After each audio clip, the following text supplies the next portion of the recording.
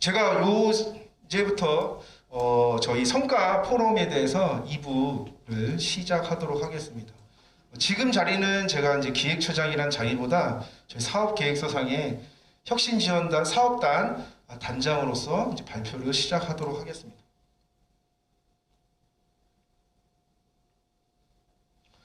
목차는 저희 중장기 발전 계획하고 핵심 지원 사업 전략하고 전략을 연결해서 간략하게 발표하도록 하겠습니다. 저희 중장기 발전 비전 및 중장기 발전 목표입니다. 대학의 사명, 여성 교육적 관점, 그리고 학생 및 구성원 전체의 발전적 관점, 그리고 사회 공헌 가치 부여. 그래서 저희 대학의 비전은 인성과 전문성이 자라는 큰 숲입니다. 그래서 교육 목표는 실무 역량, 인문 역량, 창의 역량, 글로벌 역량, 소통 역량, 리더 역량, 윤리 역량을 교육 목표로 삼고 인재상으로는 실천 여성 인재, 공감 여성 인재, 창의 여성 인재, 소통 인재 연석이 되겠습니다. 추진 목표는 우수 경영 혁신 교육기관, 그리고 여성 직업 교육기관, 우수 사회공헌대학, 우수 산학협력 여자대학, 그리고 우수 교육성과 A+ 대학이 되겠습니다. 중장기 발전 계획 비전 2025년도 풀었습니다.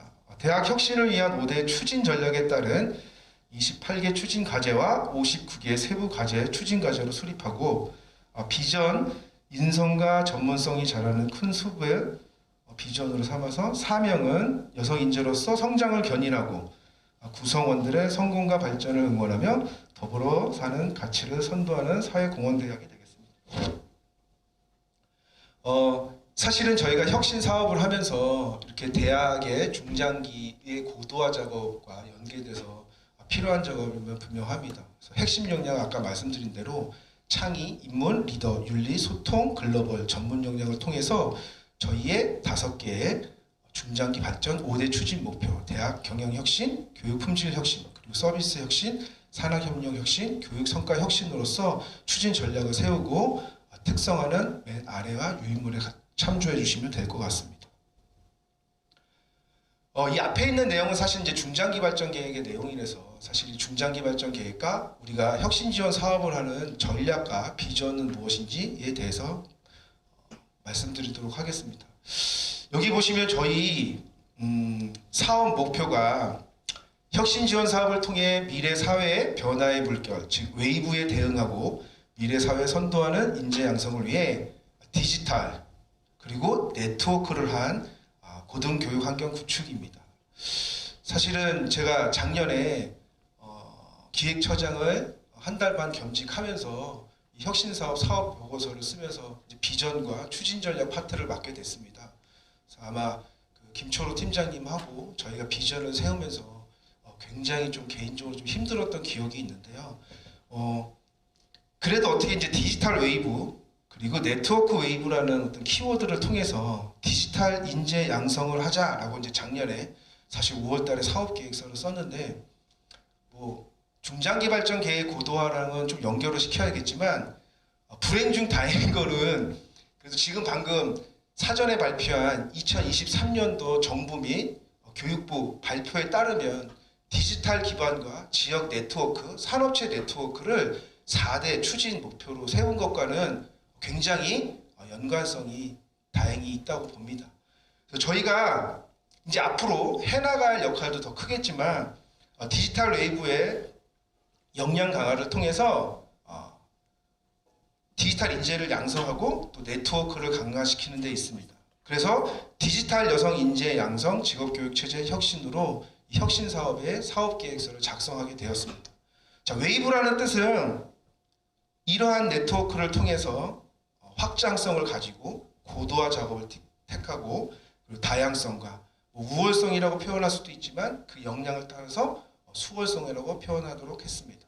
그래서 교육 혁신과 산학 혁신 그리고 기타 혁신을 통해서 저희의 사업 목표는 사업 계획서상의 D-웨이브, N-웨이브 디지털 여성 인재 양성 직업교육 체제 혁신으로 비전에 정했습니다. 방금 연관지어서 좀 설명드리도록 하겠습니다.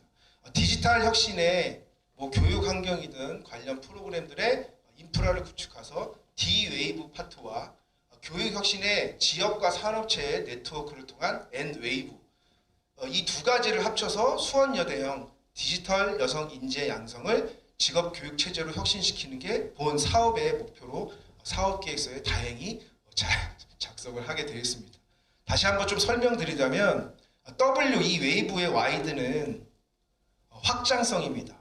디지털 인프라를 확장하고, 버라이어티는 이런 디지털 인프라를 다양하게 활동하고, 그리고 어드밴스먼트는 디지털 인프라를 고도화하고, 엑셀런스는 이러한 디지털의 인프라를 우월하게 맞춰서 어느 정도의 수월성을 가지도록 교육을 짰습니다.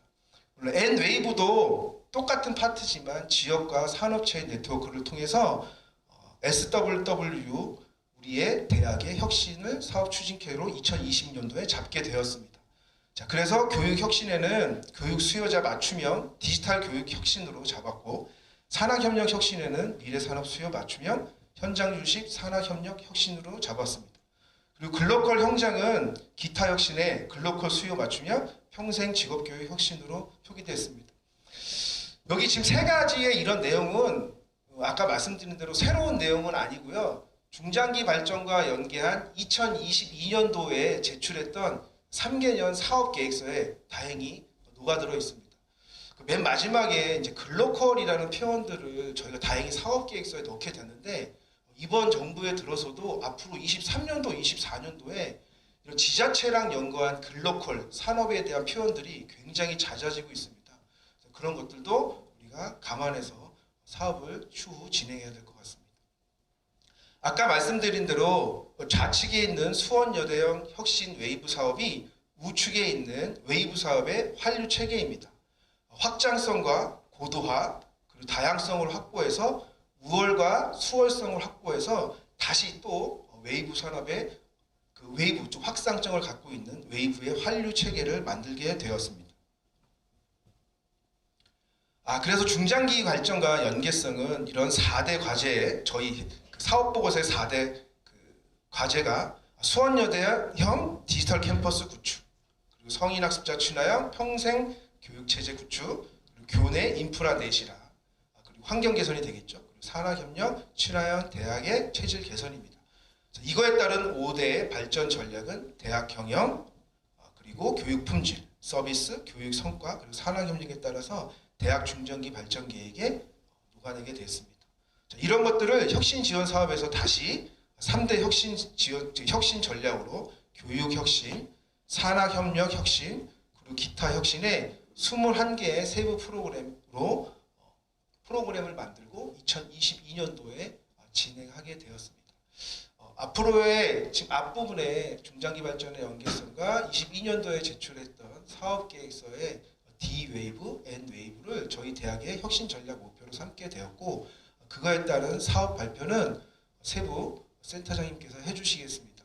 아까 말씀드렸듯이 2002년도 사업을 진행하면서 지금 처장님들 이하 센터장님들이 보직 변경이 거의 다 많이 되셨습니다. 2022년도에 사업 진행에 대해서 100% 숙지는 안 될 수는 있지만, 어쨌든 그 사업의 센터장님들께서 또 처장님들께서 이 이후에 각 파트별로 발표를 해주시겠습니다. 혁신지원사업 전략 및 비전 발표는 여기서 마치도록 하겠습니다. 감사합니다.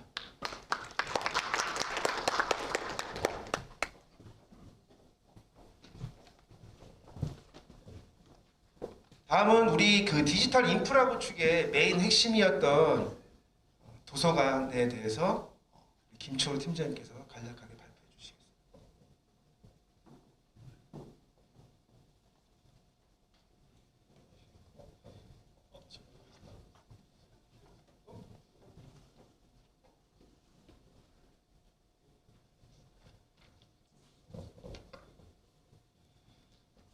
디지털 교육 환경 개선 파트 발표를 맡은 미래정보관의 김철호입니다.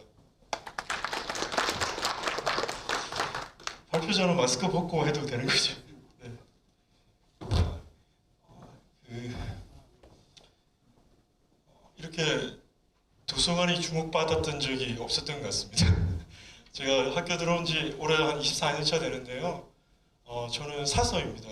근데 우리 사서들은 대학 도서관을 어떻게 얘기하냐면 대학의 심장이다 이렇게 표현을 하고 있는데요. 실제로 우리 대학에서는 굳이 인간의 장기에 비유하면 한 맹장 정도로 이렇게 취급을 받아왔던 것이 사실인데요. 어쨌거나 이 사업비 2022학년도 사업비가 한 42억 정도에 대한 규모인데 저희 이제 직접 경비로는 도서관 리모델링 사업이 한 13억 정도 이렇게 투입될 예정입니다. 아직 돈이 다 지출 안 됐으니까요. 그래서 사업비 한 1% 정도 되는 규모인 것 같습니다. 그래서 주목을 받는 것 같기도 하고 또 하나는 지난번에 위치 대안에 대한 이슈가 있었습니다. 학생회관에서 할지 인재관에서 그대로 할지 그래서 이런 두 가지 때문에 주목을 받아서 기분 나쁜 것이 아니라 오히려 잘 됐다. 이번 기회에 이런 성과 발표회에 디지털 교육 환경 개선이라고 하는 파트에서 저희가 발표할 수 있게 된 점에 대해서 되게 고맙게 생각하고 있습니다. 그래서 이 성과 발표회지만 실제로 대학 도서관이 어떻게 변화하고 있고 가치가 변화하고 있어서 왜 많은 대학들이 이 혁신 사업비를 도서관 혁신에다가 투자하는지도 좀 설명할 수 있는 기회도 가질 수 있을 것 같고요. 두 번째는 실제 이제 성과라고 하면 아웃컴 이제 교수님들 다 알고 계시겠지만 아웃컴 개념일 텐데 저는 이제 실제로 뭐 이걸 완성을 해서 그 적극적인 결과물에 대한 뭐 어떤 만족도를 조사할 수 있는 시간적인 여유가 없습니다. 지금은. 그래서 아웃풋 개념으로 설명할 거고 또 하나는 이 사업을 진행하면서 저희 구성원들이 사서들이 느꼈던 고민들을 여기 계신 구성원들과 공유하는 이렇게 세 가지 순서로 한번 정해봤습니다.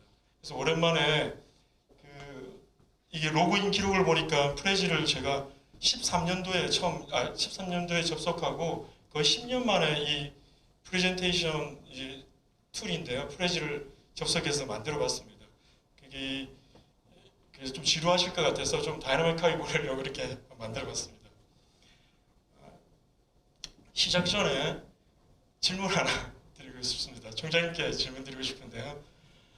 지난 1월 30일 날 실내 마스크 착용 의무가 이렇게 해제돼서 권고로 바뀌었는데 이제 오는 3월 2일 날 3년 만에 거의 이제 횟수로는 4년 만에 처음 강의실에서 이제 학생들이 마스크를 벗고 교수님들과 학생들이 대면하는 이제 언택트가 아니라 진짜 할 수 있는 이제 시간인데 몇 %의 학생들이 마스크를 쓰고 있을 것 같습니까?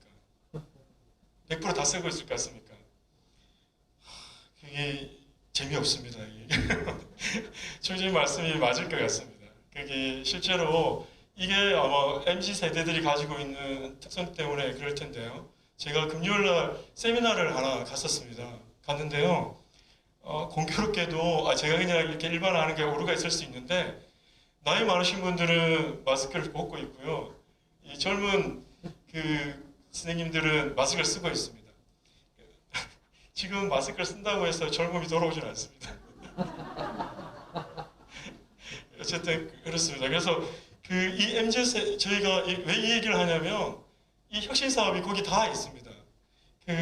그리고 또 하나의 포인트가 있는데요. 저희가 혁신 사업에 또 하나의 뭐가 있냐면 공간에 대한 얘기가 있는데 그 얘기가 맞다. 저희의 고민이 맞았다라고 하는 책이 하나 발간이 됐습니다. 김남도 교수가 매년 트렌드 코리아라고 하는 책을 발간하고 있습니다. 교수님들 많이 읽으실 텐데요.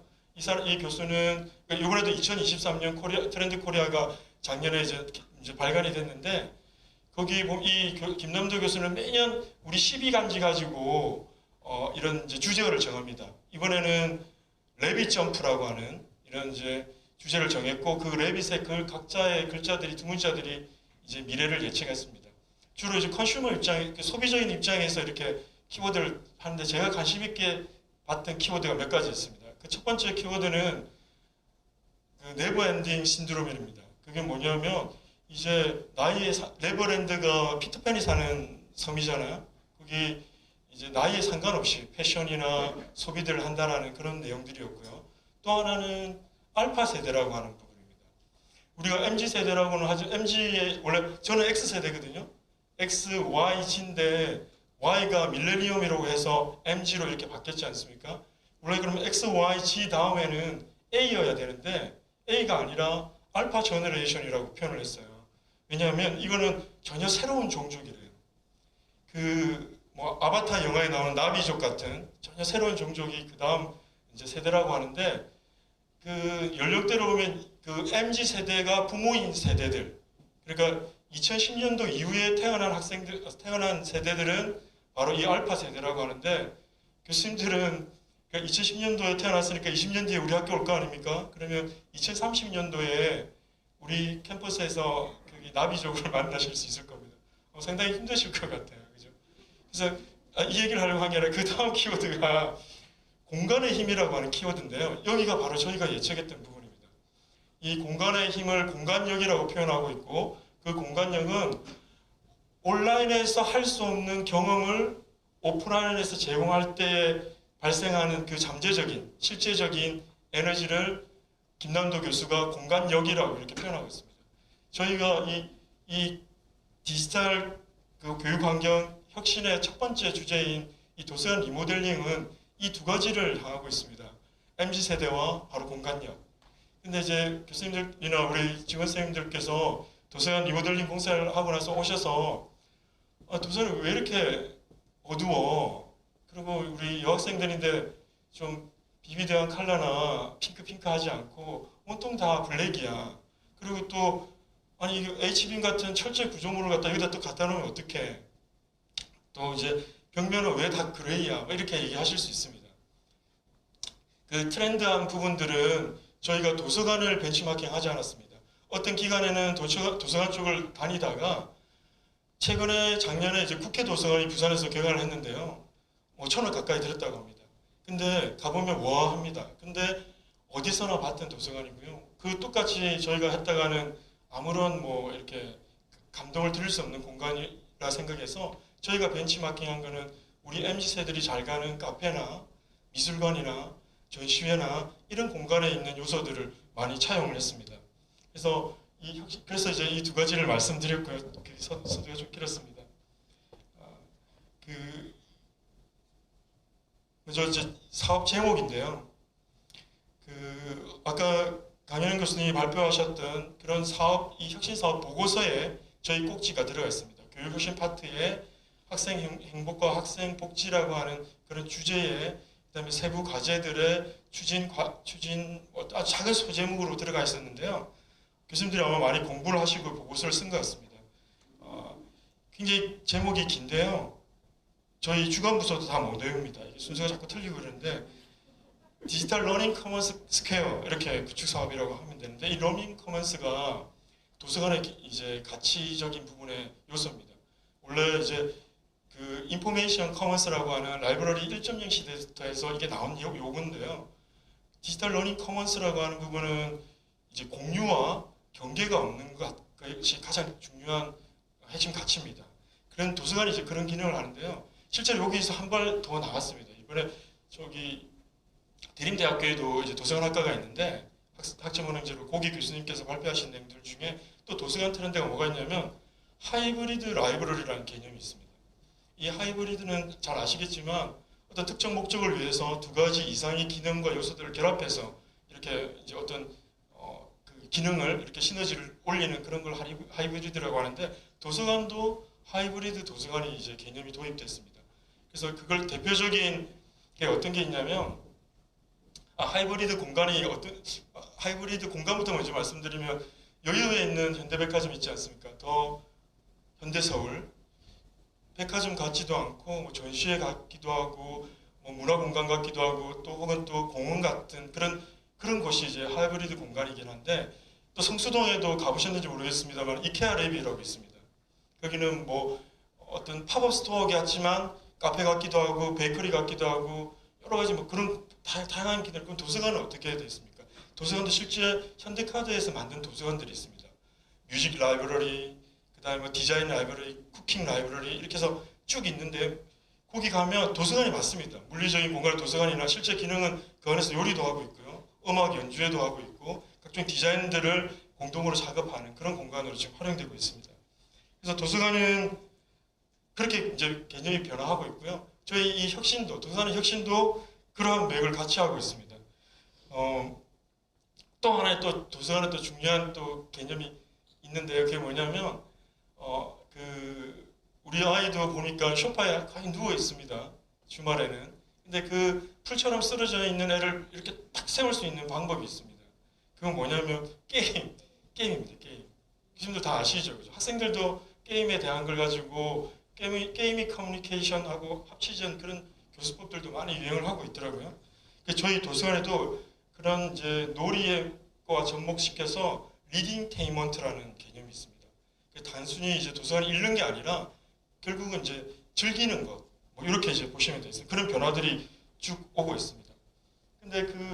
근데 이게 혁신 사업이 도서관에 이렇게 해도 되느냐, 뭐 이런 걱정도 우리도 많으신데 실제로 많은 대학에서 이 혁신 사업비, 그러니까 이제 대학 혁신 지원 사업비를 수주한 많은 대학들은 거기 대학 도서관의 혁신에 많이 지원을 하고 있습니다.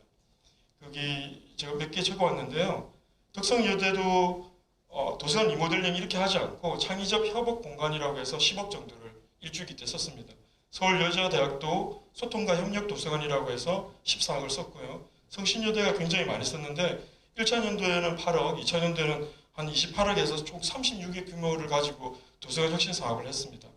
그래서 이게 그 많은 이제 대학들이 이 혁신 사업으로 하고 있다. 그래서 이게 우려를 하지 않으셔도 될 것 같고, 또 아까 공간 이야기에 대한 얘기를 잠깐 했었는데, 저는 혁신 사업비가 이제 가이드라인을 교육부에서 이 환경개선 사업비로 40%를 쓸 수 있는 걸로 허용이 됐습니다. 옛날의 국고 사항보다는 훨씬 많이 늘어났는데요. 그런 것과 또 같이 맥락을 하고 있지 않을까. 3년의 사업비 40%를 쓸 수가 있고, 또 당해년도는 50%만 안 넘으면 이 환경개선 사업을 통해서 대학의 이제 경쟁력을 좀 높일 수 있지 않을까, 저는 그런 생각도 해봅니다. 사업명에 대한 설명이었고요. 저희 컨셉은 이렇게 두 가지로 했습니다. 디자인적인 혁신 부분과 기능적인 혁신, 이렇게 두 가지를 했습니다. 실제로 보면 학생 성공, 학생 복지 지원 시스템 혁신을 통해서 기능적인 혁신 부분, 그리고 디자인은 인성과 전문성을 찾아가는, 그 비전을 실행하는 영원한 여행의 공간이라는 걸로 디자인 혁신을 했습니다. 실제로 이제 기능적 혁신이라고는 썼지만 여기 이제 많은 부분이 아마 그런 걸 알까? 백색 가전이라는 얘기 아시죠? 아마 거기 끄떡이시는 분은 아마 연례가 좀 높으실 거라 생각됩니다. 옛날에는 전화가 잘 되면 됐고요. 냉장고와 에어컨이 시원하기만 하면 됐고, 또 그런 텔레비전이 잘 나오기만 하면 됐고, 그랬을 것 같습니다. 근데 지금은 그렇지 않습니다. 그래서 옛날에는 다 색깔이 다 하얀색이었고, 지금은 이제 소비자가 원하는 대로 맞춰준다는 뜻의 비스포크라는 게 아예 브랜드명으로도 나와 있습니다. 지금은 이제 공간이라든지 이런 이제 그 기능적인 것보다는 어떤 디자인적인 것, 공감과 감성의 어떤 그런 쪽에 더 소비자들이 더 열광하고, 그 다음에 아메리카노가 한 10,000원 정도 하더라도 요즘 MZ 세대들은 그 비용을 기꺼이 내고 시간도 기꺼이 지불하고 거기를 갑니다. 그 공간이 만약에 감동을 주고 굉장히 매력적이고 아주 사랑스러운 공간이라고 하면 그들은 그렇게 움직인다는 거죠. 그래서 기능적인 것보다는 저희도 공간에 더 이렇게 그 디자인적인 부분에 더 이렇게 포커싱을 했습니다. 기능 혁신과 디자인 혁신이 이렇게 되어 있는데요. 이렇게 쭉 보시면 이제 자료에도 나와 있으니까 참고하시면 되겠습니다. 디지털 리터러시 강화라고 이제 저희가 되어 있는데, 이것도 하나 여기 다 계시니까 또 하나 말씀드리면, 실제 디지털 리터러시를 학생들을 이렇게 역량을 강화하기 위해서는 우리가 먼저 좀 이 디지털 역량이 높아져야 될 것 같습니다. 그래서 관련 부서에서는 교수님들에게도 어떤 디지털 역량을 높일 수 있는, 그리고 저희 직원들한테도 디지털 역량을 조금 이렇게 향상시킬 수 있는 교육과정 같은 것들이 있었으면 좋겠다는 말씀드립니다. 그래서 이 디자인 혁신 컨셉은 결국은 아까 말씀드렸던 비전, 대학에 대한 비전을 어떤 실행할 수 있는 부속기관으로서 대학의 비전을 실행하는 여정 숲길이라고 이렇게 컨셉을 잡았습니다. 이 디자인 혁신 키워드인데요. 워커 스테이션, 스터디 스테이션, 넥스트 스테이션, 심지어는 이미그레이션이라는 이제 단어도 있습니다. 여기 에비뉴도 있고요. 이게 뭘 것 같습니까? 도서관에 오면 자료실, 그 다음에 열람실, 그 다음에 주재관, 세미나실 이런 단어들이 실명인데요. 저희 이번에 도서관 혁신을 통해서 만든 실명이 이렇게 되어 있습니다. 뭐 하는 데인지 모르겠죠. 결국은 학생이 책을 읽고 그 작가와 책 사이에서의 그 작가로의 여행이다라는 그런 뜻에서 인포메이션이라고 하는 안내 데스크를 이미그레이션으로 인포메이션에서 이미그레이션으로 바꿔놨습니다. 그리고 이제 스터디 스테이션, 이제 워크 스테이션 이런 부분들을 이제 조금 이따가 설명을 드리도록 하겠습니다. 실제로 사진을 보면서.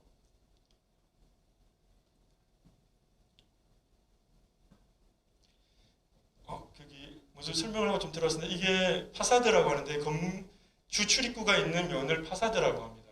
그래서 입구는 이렇게 바뀔 겁니다. 바뀌었구나 뭐가. 그래서 심지어는 이 파사드에도 좀 신경을 썼습니다. 아까 공간 얘기에 대한 얘기를 했는데 우리 MZ세대들이 제일 좋아하는 것 중에 하나가 뷰 맛집도 있습니다. 그래서 우리 대학에 뷰 맛집이 있을까 이렇게 생각하실지 모르겠지만 저기 2층에 이렇게 보시면 아시겠지만 테라스 공간을 만들었습니다. 그래서 여기서 뷰 맛집이 있을 수 있고요. 저희는 저 공간을 이제 기획하면서 학과들과 결국 지금 아웃풋만 말씀드리고 있습니다. 이 공간을 통해서 교수님들과 협업해서 이 공간에 졸업 전시회라든지 아니면 뭐 캡스톤 이제 그런 부분들에 그다음에 여러 가지 발표들 뭔가 수업들이 저 공간에서도 이루어질 수 있지 않을까 이런 생각도 듭니다. 그래서 안으로 한번 들어가 보겠습니다. 이제 1층이 이렇게 바뀌는데요. 여기 이제 제가 이렇게 하면 보이죠? 이쪽에 로비가 없어졌습니다. 로비가 없어지고 이걸 하나의 골목길로 이렇게 디자인을 했는데요. 이 부분을 이제 에비뉴라고 이렇게 했습니다. 여기가 이제 저희가 이 인재관이 서향인데요. 이쪽 이제 약간은 이제 동서로 나은 길이라고 해서 이제 에비뉴라고 했고 이 공간 이제 이쪽 공간에는 이제 그룹 스터디 룸인데 워크 스테이션입니다. 이쪽은 스터디 스테이션이라고 해서 각 좀 다르게 생겼죠. 집중할 수 있는 공간도 있고 조금 개방적이고 이런 공간이 있습니다. 여기는 이제 게이트로 또 이름을 불렀어요. 게이트 A, 게이트 B, 게이트 C, 게이트 D 이렇게 이제 구역명을 정했고요. 그래서 여기 이 세미나실 여기 이제 이런 게 이제 플랜트인데요. 식물들이 여기 심게 되는데 이 공간도 이 식물의 공간도 아주 까다롭게 저희가 지금 진행하고 있습니다. 기대해 주셨으면 좋겠습니다. 여기 이 아까 아트 에비뉴라고 하는 걸 좀 자세히 보여드리고 싶은데요. 입구가 이렇게 이제 복도가 생기는데 이 두 가지 벽이 있습니다. 저희는 이제 날개로 표현을 했는데 오른쪽에 있는 이 공간이 스마트 라이브러리라고 하는 공간이고 왼쪽에 있는 게 이 실감인 콘텐츠가 보여지는 높이 3m, 폭 7m의 이제 미디어 아트 공간입니다. 지금 이제 이렇게 느낌이 안 오시겠지만 이 오른쪽은 우리 노경국 선생님께서 진행을 했고 왼쪽 벽은 장정은 선생님이 진행을 했습니다. 약간 외모도 좀 느낌이 나죠. 약간 디지털적이고 장정은 선생님은 약간 아날로그적인. 그래서 이 복도를 지날 때마다 우경국, 자정은 생각해 주시면 좋겠습니다. 그래서 이제 스마트 라이브러리 잠깐 설명드리면 뭐냐면 디지털적인 기반입니다. 결국 디지털 리터러시를 학생들이 이렇게 이제 역량을 갖추려면 디지털 기기를 많이 써야 된다고 생각됩니다. 이제 잠깐 설명해드리면 스마트폰에다가 실제로 내가 이 스마트 라이브러리에 있는 책을 대출을 합니다. 그러면 우리가 보통은 오디오북이나 전자책으로 보게 되는데 그게 아니라 이제 스마트폰에 이제 위치 기반을 허용해 놓고 블루투스를 켜놓고 이 스마트 라이브러리 앞에 가면 얘가 왔구나. 김철우가 여기 스마트 라이브러리 섰네. 네가 이제 빌린 책 실물을 꺼내줍니다. 누가? 로버트가 꺼내줍니다. 뒤에 로보틱스라는 기술이 탑재되어 있어서 여기 있는 책들을 이렇게 꺼내줍니다. 이런 걸 이용하면 IoT 기술도 학생들이 배울 수가 있고 스마트폰에 있는 다양한 기능들을 체험할 수 있게 됩니다. 잠깐 여기 영상으로 조금 준비를 했는데요.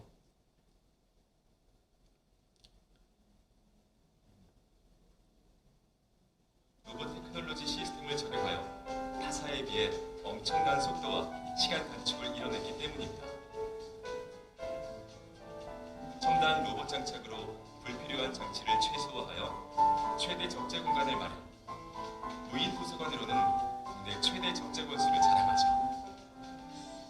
국스 스마트 도서관은 회원증 기반의 자율 대출과 반납은 물론 모바일 앱을 통한 대출, 그리고 비콘을 통한 원격 대출 등 IoT를 기반으로 이용자들에게 맞춤형 서비스를 제공하고 이제 야간 스마트 학생들도 도서관은 여기 와서 스마트 충분히 폰으로 책을 찾을 수 제공이 있고, 가능합니다. 그다음에 예약 도서들도 다 여기서 받아갈 수 출시 있게끔 사용한 이렇게 대출 구현되어 있습니다. 에코북스 스마트 도서관에서 바코드만 인식하면 바로 도서를 대출할 수 있죠. 비콘 사용자의 경우 에코북스 전문대학에서는 연성대학이 비슷한 시스템을 도입하긴 했습니다만은 저희가 훨씬 더 고도화되어 있는 서비스입니다. 도서 반납은 더 간단한데요. 도서 인식 후에 도서를 갖다 대기만 하면 자동 도어가 열리고 도서를 클릭 후 버튼만 클릭하면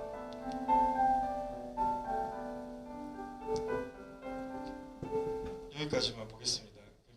그리고 이제 아날로그적인 감성의 미디어 아트 쪽은 어떻게 구성이 되냐면, 실제로 그 이제 아르테 뮤지엄 혹시 가보신 분들 계신가요? 네, 거기 가면 영상이 아주 압도적입니다. 근데 그거는 이제 디지털 영상이거든요. 근데 저희 도서관에서도 도서관의 이 영상들은 실제 영상들입니다. 그래서 아마 그 밖에는 맑은 날씨인데 실내에 눈이 내리는 날이 있을 것 같고요. 밖은 맑은데 안에서 비가 내리는 날도 있을 겁니다. 더운 날은 그 뭐랄까 바닷속 풍경들도 이렇게 보실 수 있습니다.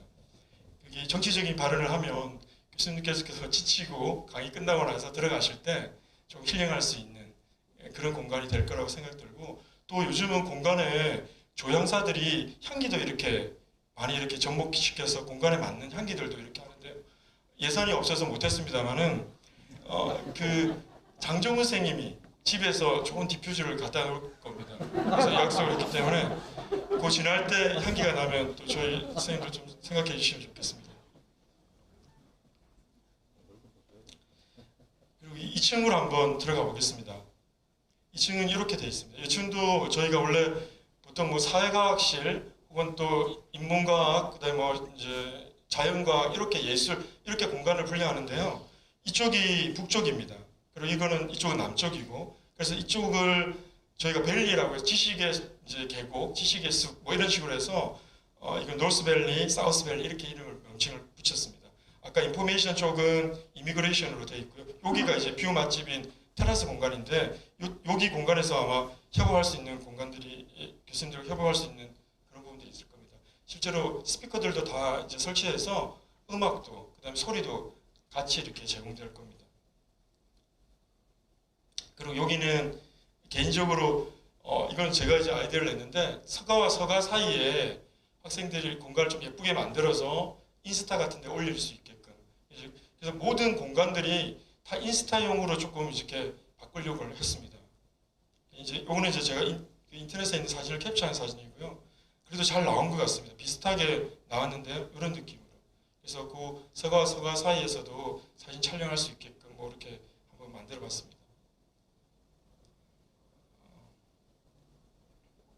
끝으로 이제 이제 제언을 드리고 싶은 게 있습니다. 이제 공간에 대한 힘에 대한 얘기를 아까 좀 서두에 조금 길게 했습니다. 제가 입시 실기고사 지원을 수시 1차, 2차, 그 다음에 정시 이렇게 3번 했는데요. 그 정시가 있던 날 학생회관에서 미림관으로 걸어오는 장미가 없는 우리 장미 터널 그쪽을 이렇게 지나가고 있는데, 앞에서 그 학부모로 보이는 학부모와 그다음에 수험생으로 보이는 이제 학생이 이렇게 모녀가 지나오고 이렇게 타고 오고 있습니다. 막 얘기를 하고 있어요. 아마 시험을 끝나고 오는 모양입니다. 그다음에 이제 저는 이제 그걸 지나가고 있었고, 근데 가까이서 들리는 얘기 중에 하나가 그게 뭐 엄마 저기도 가봐, 이렇게 저기 손가락 방향이 인제관이었었어요. 인제관을 가리키면서 이렇게 하는데, 그 엄마가 이렇게 얘기했습니다. 야 그냥 가, 뭐 이러더라고요. 그래서 제가 그냥 자격지심인지는 모르겠지만 그냥 여러 가지 이유가 있었을 것 같아요. 뭐 그 전날 부부싸움을 했을 수도 있고 엄마의 심기가 불편한 여러 가지 이유가 있을 텐데, 저는 그게 어머니가 우리 학교 교육과정을 보지도 않았을 거고 입시 실기고사를 보면서 불편한 건 없었을 거예요. 저도 참여해봤지만 완벽한 시나리오에서 잘 지원이 됐으니까. 그래서 저는 이 어머니가 본 거라고 하는 거는 학생이 들어가는 미림관 로비나 아니면 우리 캠퍼스 이게 다였을 거라고 생각하는데 자격지심에 그런 생각이 들었습니다. 그러면서 들었던 얘기들이 아까 얘기했던 공간에 대한 부분들, 우리가 이제 소프트웨어 부분을 강조하고 살았던 시간이 거의 한 수십 년을 그렇게 살아왔습니다. 교수님들의 역량을 통해서 옛날에 교수 모형 대회 같은 거 정확한 명칭을 생각하지만 그런 경진대회에서 대상은 우리 학교 차지했었습니다. 대상은 늘 우리 학교 교수님들이 받으셨고요. 그 다음에 또 행정 직원들도 무슨 일이 있으면 밖에 나가서 다 발표했습니다. 마이크 잡고. 아까 저기 시골에서 죄송합니다. 저 지방에서 오신 교수님이 저희를 야단을 쳤지만 사실은 저희가 더 역량이 더 높지 않았나 뭐 이런 생각이 듭니다.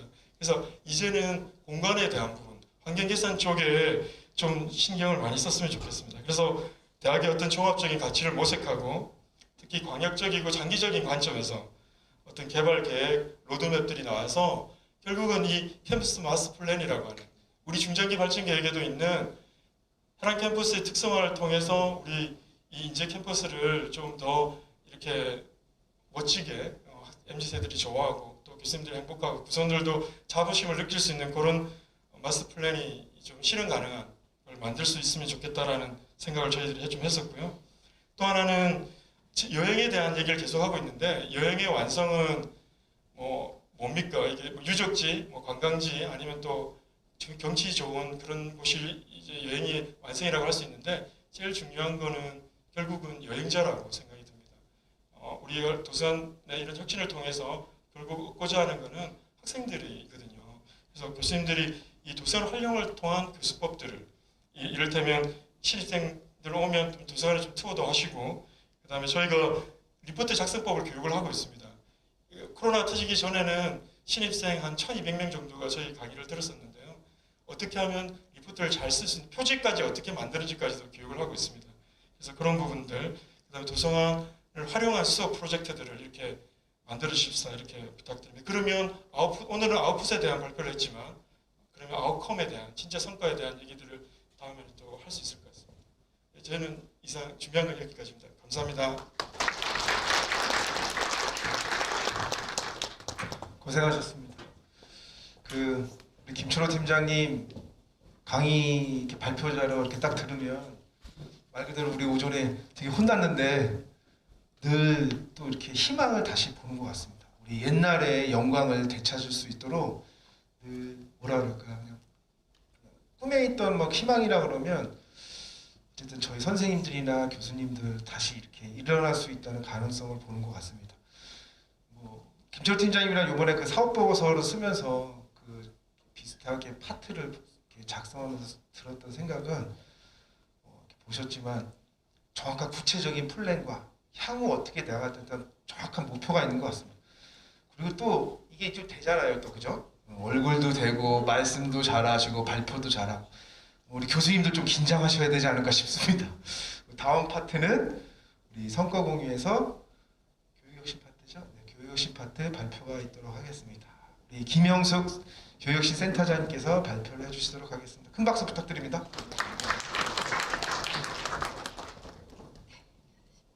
안녕하세요. 교육결정혁신센터 김영숙입니다. 저는 간단하게 교육혁신 전략에 대해서 말씀을 드리도록 하겠습니다. 네, 다음. 제가, 2022년도 그 혁신 사업은 그 시스템을 정비하고 제도의 틀을 마련했던 시기였던 것 같습니다. 그래서 올해에는 이 사업들을 좀 더 구체화하고 활성화할 수 있도록 할 계획입니다. 교육혁신 사업의 그 세부 과제는 보시는 것처럼 그 교육혁신을 위한 학사제도의 그 유연화 방안이 있었고요. 그리고 교수학습 지원과 교육의 그 질관리를 고도화하는 것이 있었습니다. 그리고 전공 기반을 한 비교과 프로그램을 특화하고 내실화하는 것이었는데요.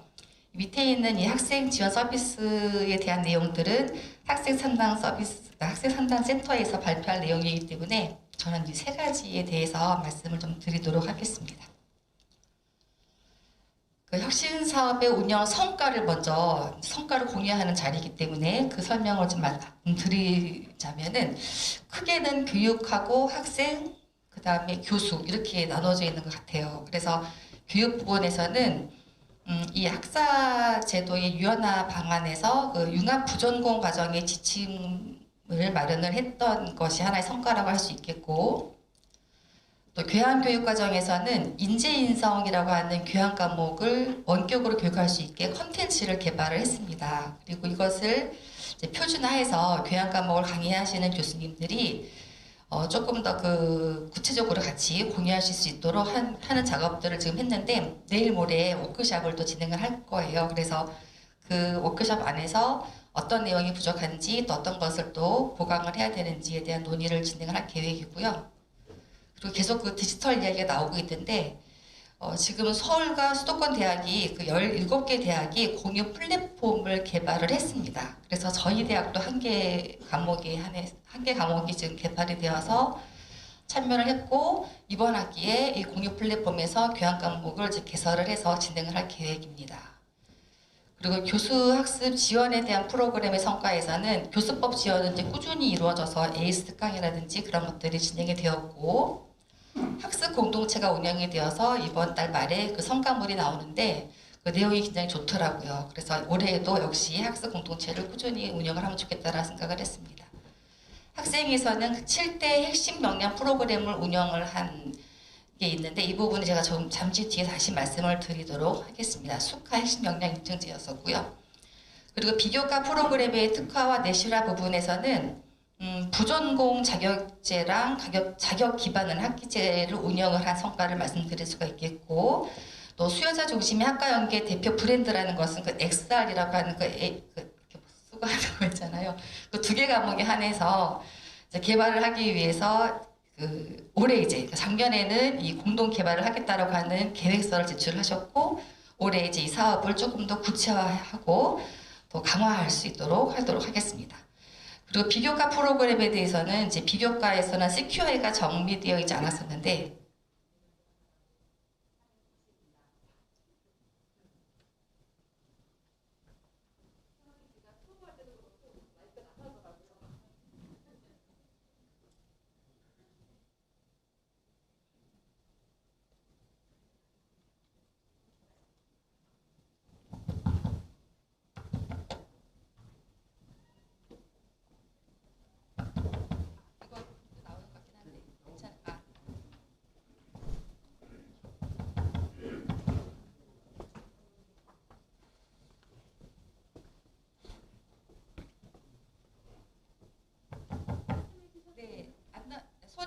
소리를 조금 더 올려주시면 될 것 같습니다.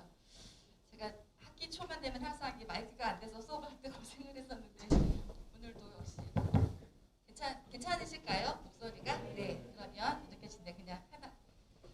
그래서 이렇게 성과가 많이 있었다라고 하는 것을 말씀을 드리고요.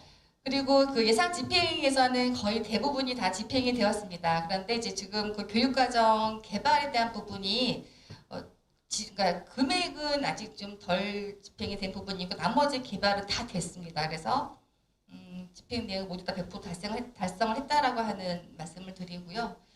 또 이 그 달성률을 살펴보시면은 교육과정의 그 참여 비율과 또 교수 지원 프로그램의 참여 교원 비율, 그리고 학습 지원을 한 비교과 프로그램의 만족도를 자율성과 지표로 정했었는데, 모두 다 1차년도의 목표를 달성한 것으로 나타났습니다.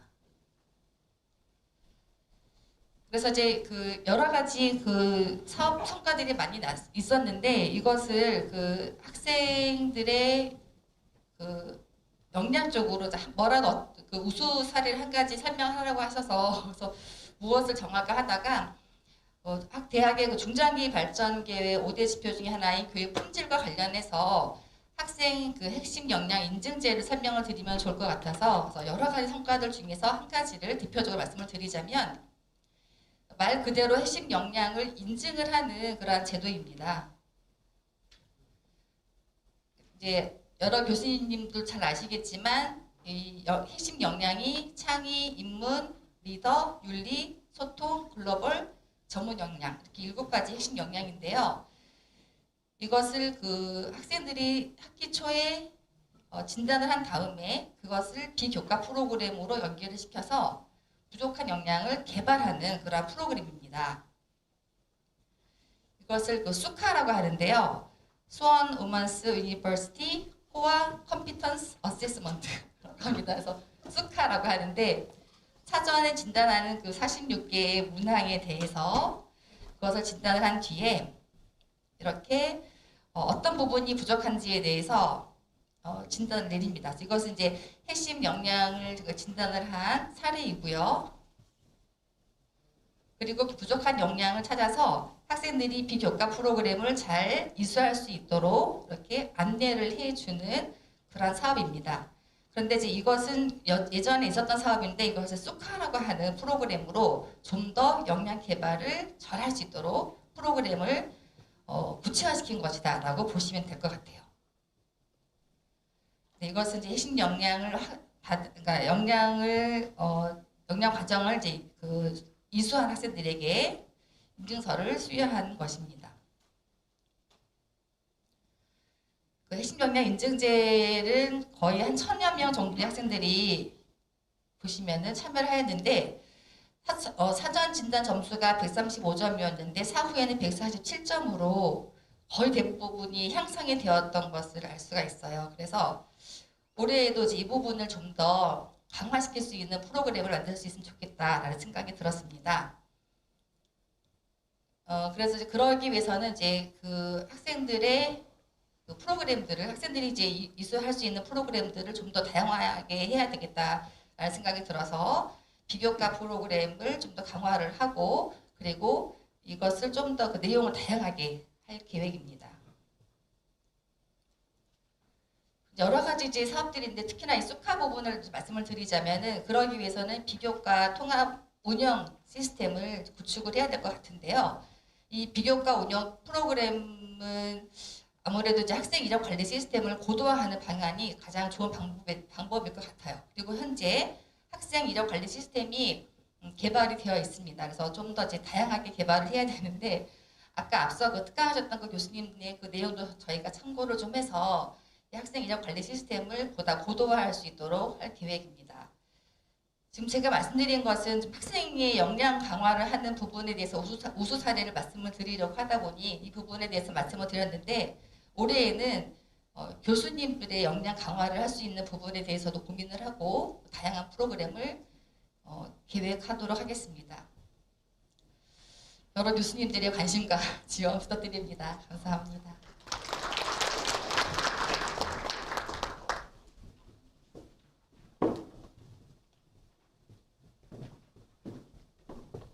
저희가 이렇게 공유하는 자리니까 혹시 질의응답이나 이런 거 있더라도 파트가 좀 다 끝난 다음에 진행하도록 하겠습니다. 다음은 산학협력 파트의 김창호 처장님께서 발표해 주시겠습니다.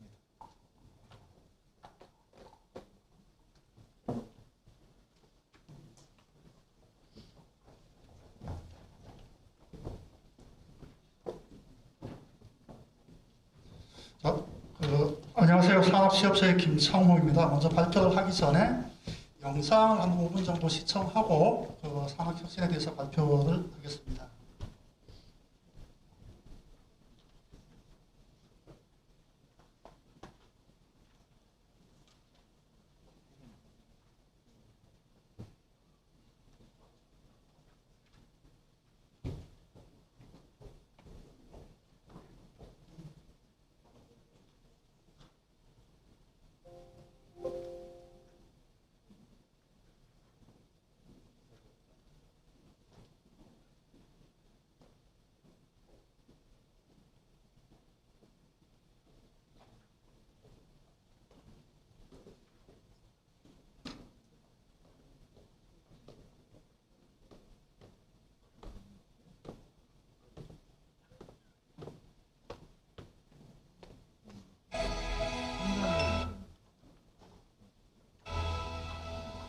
일단 이 영상은요, 지난 1년 동안 혁신 사업을 하면서 각종 교과 영역과 비교과 영역에서 진행되었던 교육 과정을 영상으로 담았고요.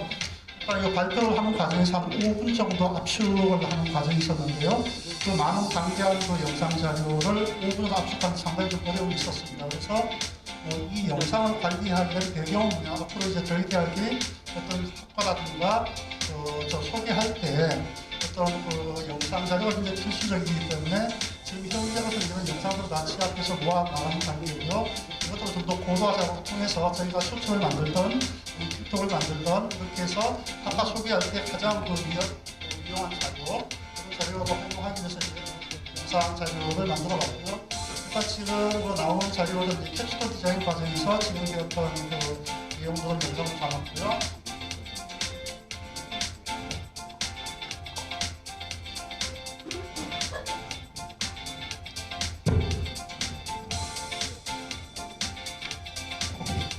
여기는 지금 이제 헤어 전공 캡스톤 디자인 모습입니다.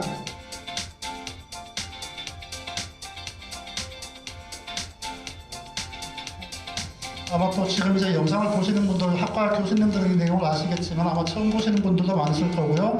지금 우리 학교에서 일어나고 있는 많은 교육 과정들이 굉장히 다양하게 일어나고 있습니다. 그래서 아마 이런 영상을 통해 가지고 많이 좀 공유할 수 있는 그런 유용한 시간이 됐으면 좋겠습니다. 이거는 지금 이제 주무식 교육 과정이고요.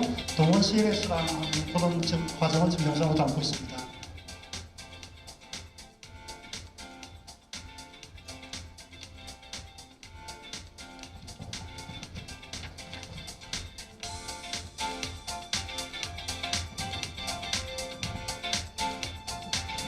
여기는 지금 이제 제가 제빵과 쓸 모습입니다. 이제 헤어 전공 모습이고요.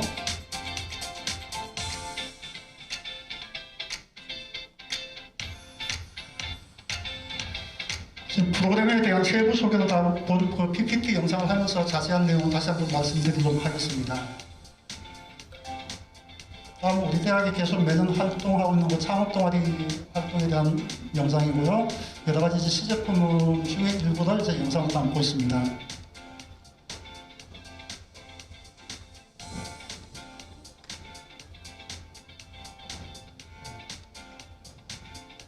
다음 이제 산업 공동 프로젝트에 대한 영상입니다.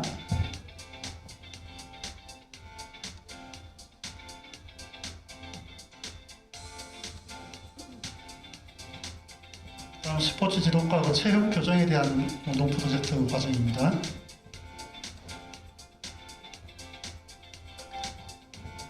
다음 현장 미래형 실습실 구축에 관한 내용이고요.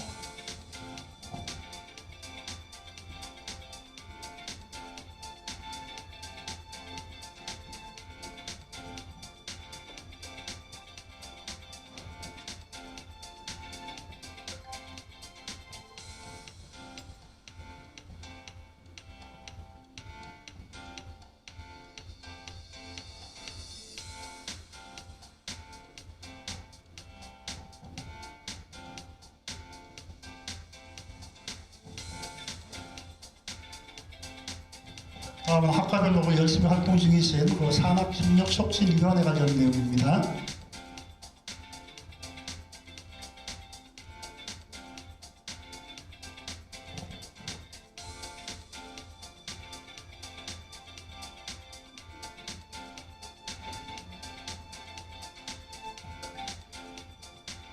올해 학생들이 갔던 것 중에 가장 관심이 높았던 산업재 탐방입니다.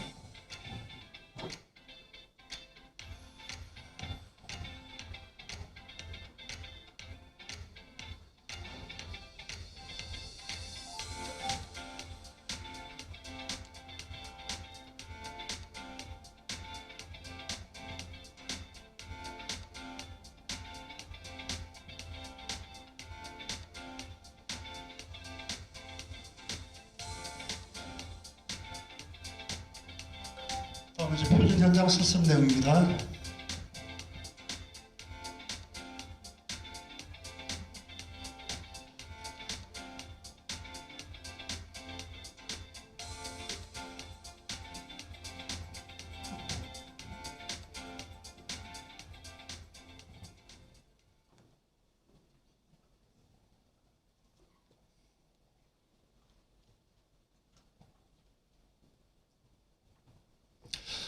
예, 이상으로 영상이 조금 오후여서 중간 설명이나 이런 부분이 좀 부족한 측면도 있었고요. 앞으로 이 영상을 어떻게 활용해서 학과 발전에 견인되고 우리 대학이 한 여러 가지 교육 성과에 대한 부분들을 가장 효과적으로 공유할까라는 부분에 대해서 이제 같이 고민을 해보도록 하겠습니다. 그리고 오늘 그 산학혁신 분야에 대한 성과 공유 워크숍을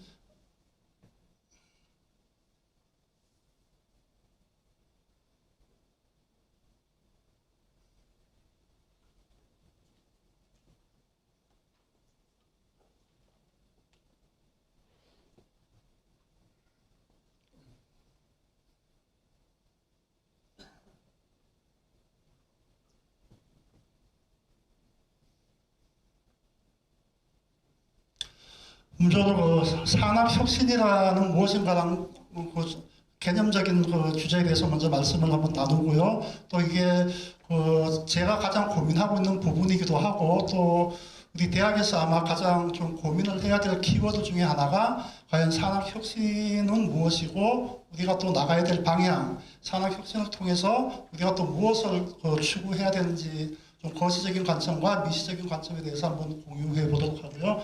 먼저 오늘 오전에 저희가 이제 가장 그 임팩트 있는 강의를 좀 들었었고요. 그 중에 이제 사례가 나왔던 것 중에 장모대학, 수모대학, 안모대학이라는 그 사례를 몇 개 들었는데요. 그 사례를 든 대학들의 공통점이 한 가지가 있었습니다. 그 공통점은 뭐였냐면 기본 역량 진단에 탈락을 했고 더불어 이제 혁신 지원 사업을 수행하지 않고 있다라는 그 공통점이 있었고요. 그런 대학들은 지금 굉장히 그 여러 가지로 경영적으로 재정적으로 좀 어려운 상황이다. 그래서 아마 그 부분을 같이 좀 내용이 공유됐으면 좋겠고요. 일단 제가 보기에는 이제 그 거시적 관점의 이제 산학협력이라는 부분은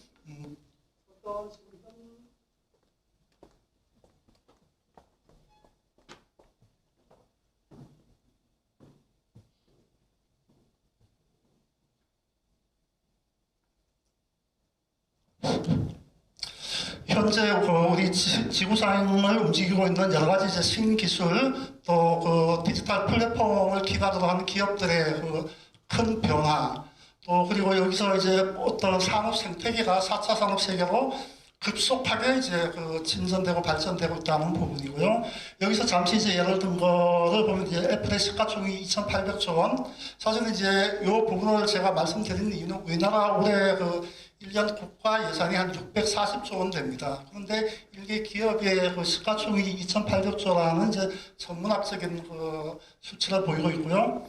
구글의 시가총액이 한 1,700조, 테슬라가 한 790조, 삼성이 한 380조 원 되는 이제 이런 그 시가총액을 보이고 있습니다. 여기서 이제 시가총액이 의미하는 바는 기업의 가치이기 때문에 이 기업 예를 들면 이제 애플 하나가 우리나라 그 국가 예산이 한 6배 정도 된다는 얘기거든요. 여기서 한 가지 공통점은 모든 그 기업들이 디지털 기반을 하고 있고 어떤 그 제품의 혁신 그걸 기반으로 하고 있다는 걸 반증하고 있고 의외로 이제 어떤 이런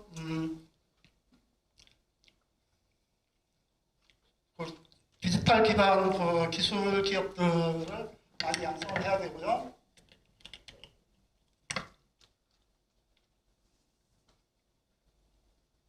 그리고 우리가 잘 알고 있는 이제 국내적으로 보면 카카오뱅크라든가 이런 뱅크들 저희들은 뭐 카카오뱅크 가본 적도 없습니다. 근데 지금 시가총액이 13조 원 정도 될 거고요. 아마 거기는 그 디지털 기반 기업들이 급성장을 하고 있습니다. 또 과거에는 보면 은행이나 이런 데 채용을 할 때 상경계열 출신들을 많이 뽑았으나 지금 현재는 보면 그렇지 않고 전부 IT 인력 위주로 채용이 많이 채용이 되고 있다는 그런 어떤 신기술 플랫폼 위주로 이제 많이 채용 시장도 바뀌고 있고요. 이제 미시적 관점에서 저희가 산업 혁신의 방향을 한번 살펴보게 되면 미시적 관점에서 여러 가지 이제 저희가 정부의 정책 또 그리고 여러 가지 어떤 국내외적인 상황에 의해서 많이 영향을 받고 있는데요.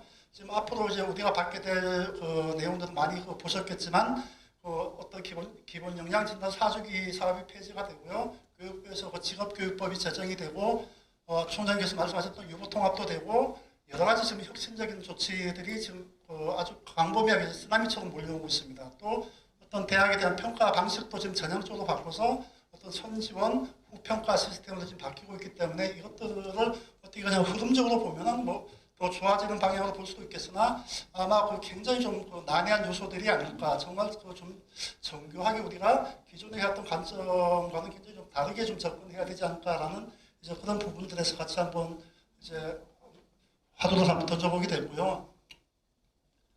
그러면 과연 우리 대학의 산업 혁신의 방향은 어디로 가야 될 것인가라는 이제 문제가 남는 것 같은데요.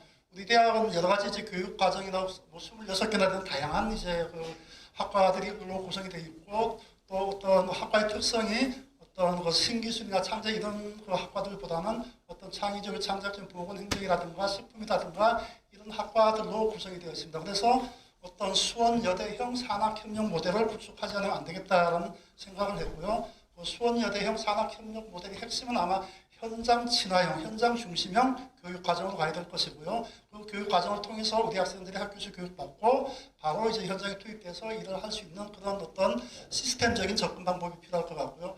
과거에는 그 기업들이 그 직원들을 채용을 했을 때 그 직원 그 교육 비용을 투자했지만 요즘 현재의 그 기업들의 채용 모습들은 바로 그 실무에 투입을 하지 교육 비용을 투자하지 않는 그게 큰 흐름입니다. 그래서 아마 그 신입 직원보다는 이제 경력을 선호하는 그런 현상들이 굉장히 좀 진화되어 있고요. 그런 가운데서 우리는 이제 어떤 학생들을 계속 취업을 시켜야 된다라는 어떤 좀 힘든 상황이 지금 남아있게 되는데요. 그런 과정에서 우리 대학이 지금 할 수 있는 그 산학혁신의 방향은 크게 보면은 이제 4가지 영역으로 한번 섹터를 구분해 보고 있고요. 어쨌든 가장 기반으로 깔고 있는 것들은 뭐냐면 현장 친화형 융복합 교육이라는 겁니다. 그 가운데서 저희가 이제 그 교과 영역에 관한 부분과 비교과 영역 부분 그리고 산학 연계 프로그램 그리고 인프라 구축 4가지 영역으로 볼 수가 있는데 첫째 이제 우리가 그 교과 영역에서 보면 취업 약정형이라든가 캡스톤 디자인 교육이라든가 그 현장 실습 교육도 이제 교과 영역에서 이미 담고 있는 부분들을 좀 더 고도화하고 진화해야 될 필요성이 대두되고 있고요. 또 그 현장 친화형 그 교육 중에서 그 비교과 영역으로 지금 저희가 대학이 굉장히 다양하고 많은 이제 프로그램들을 이제 진행을 하고 있고요. 또 그 일부 학과에 따라서 이제 이런 그 A라는 프로그램을 하는 학과도 있고 B라는 프로그램을 하는 학과도 있고 그 학과별 그 특성에 맞게 다양한 그 비교과 영역에서 지금 프로그램들을 운영을 하고 있습니다. 세 번째 산학연계 활성화 프로그램 제고에서는 어떤 학과 특성화를 위한 이제 그 시제품 개발 또 이제 시제품 개발의 가장 그 중요한 의미는 학과를 어떻게 소개할 것인가라는 문제거든요. 예를 들어 가지고 이제 바이오 약용식물과 예를 들면 우리가 바이오 약용식물과 이름을 들었을 때 어떤 과인지 개념 개발적으로 이제 이해가 되나 정확하게 이제 설명을 하기 어려운 부분들이 있습니다. 그래서 어떤 제3자한테 우리가 이런 제품을 만드는 하고 이게 교육 과정의 주된 그 핵심이다라고 할 수 있는 그런 그 학과별 특성화를 내세울 수 있는 그 상품화 시제품을 만들고 이것들을 고도화해서 종국에는 어떤 시제품까지 가고 상품화까지 갈 수 있는 그런 그 로드맵을 그리고 있고요. 그다음 현장 친화형 교육 환경 구축에서는 올해 이제 그 미래형 실습실을 한 5개 정도 구축을 했었고요. 이 현장 친화형 교육 과정은 앞으로 이제 뭐 교수님들께서 잘 아시겠지만 앞으로 그 학생들은 거의 뭐 말을 많이 하지 않습니다. 전부 사진 한 장 찍어서 친구들한테 우리 학교야, 우리 강의실이야 이러고 그걸 뭐 인스타로 소통을 하든 뭐 카톡을 하든 어떤 다양한 방법을 통해서 어떤 그 사진이라든가 이런 것들을 통해서 이제 소통을 많이 한다는 거죠. 그러면 저희들은 이제 어떤 좀 세련된 학과별 그 특성을 살릴 수 있는 어떤 그 미래형 실습실 이런 부분들을 충분히 제공해줘야 되고 그 학생들이 그 가운데서 교육과 만족도를 높이고 또 자긍심을 높일 수 있는 그런 어떤 교육 환경을 좀 구축하고자 하는 크게 이제 4가지 방향으로 잡았었고요. 일단 여기서 이제 그 현장 친화형 창의융합 교육과정 혁신 그 사례를 보게 되면요. 먼저 그 취업 약정형 주문식 교육 과정입니다. 취업 약정형 주문식 교육 과정은 아마 교수님들께서도 그 학생 지도할 때 가장 어려운 부분이 열심히 고생해서 취업을 시켰습니다. 근데 한 달 뒤에 가면 그만뒀어요. 이런 경우가 아마 비일비재할 겁니다. 현장에. 아무리 설득을 해도 설득할 수 있는 방법도 없고 설득이 잘 되질 않습니다. 또 아이들은 요즘 어떤 그 정규직이나 이런 데 굳이 거기 하려고 하지 않고 굉장히 기피하는 그런 경향도 있고요. 그래서 지금 주문식 교육을 해야 되는 필수 좀 이유는 이제 어떤 거냐면 산업체 대표와 우리 학과 교수님들 와서 이제 교육과정을 같이 짜고요. 또 산업체 교수님, 산업체에 계신 분을 겸임 교수로 초빙을 해서 이분들이 직접 강의도 하십니다. 그리고 산업체에 필요한 교육을 직접 교육을 시켜주시고요. 또 여러 가지 현장 실습도 나가서 보기도 하고요. 이렇게 됐을 때 취업이 매칭이 되면 나중에 취업하고도 이직률이 굉장히 낮고요. 어떤 취업에 대한 미스매칭 현상이 굉장히 좀 극복이 가능합니다. 그래서 지금 이제 여기 사례에 든 것처럼 동은 CNC 지난 해하고 했는데 6명이 이제 주문식 교육 과정을 했었고요. 그중에 5명이 취업을 지금 완성을 했고요. 특히나 제가 재판과 아티제 과정이라든가 드러난 한술제과 같은 경우는 거의 100% 취업률을 이제 자랑하는 이제 그런 학과들이 나고 있고, 어떤 학과 특성에 따라서 취업률이라든가 학생의 미래의 비전을 본다면 주문식 교육만큼은 굉장히 좀 학과에서 관심과 열정을 좀 가지고 좀 살펴보실 분야인 것 같고요. 다음은 산학 공동 프로젝트인데요. 작년에 실적을 보게 되면 9개 학과 12개 과정을 산학 공동 프로젝트가 수행이 됐었고요. 이수 학생이 총 82명입니다. 협약 산업체가 12개였고요. 이 산학 공동 프로젝트는 이제 어떤 거냐면 산업체와 우리 대학 교수님과 학생들이 공동으로 참여해서 어떤 현장 체험 중심의 교육을 실현한 비교과 과정이고요. 이런 과정들을 통해서 학생들이 만족도가 상당히 산업체에 대한 이해도 높아지고 만족도가 높아지는 이제 그런 특징적인 면이 있었고요. 또 세 번째는 이제 교원학생 동반 산업체 연수인데요.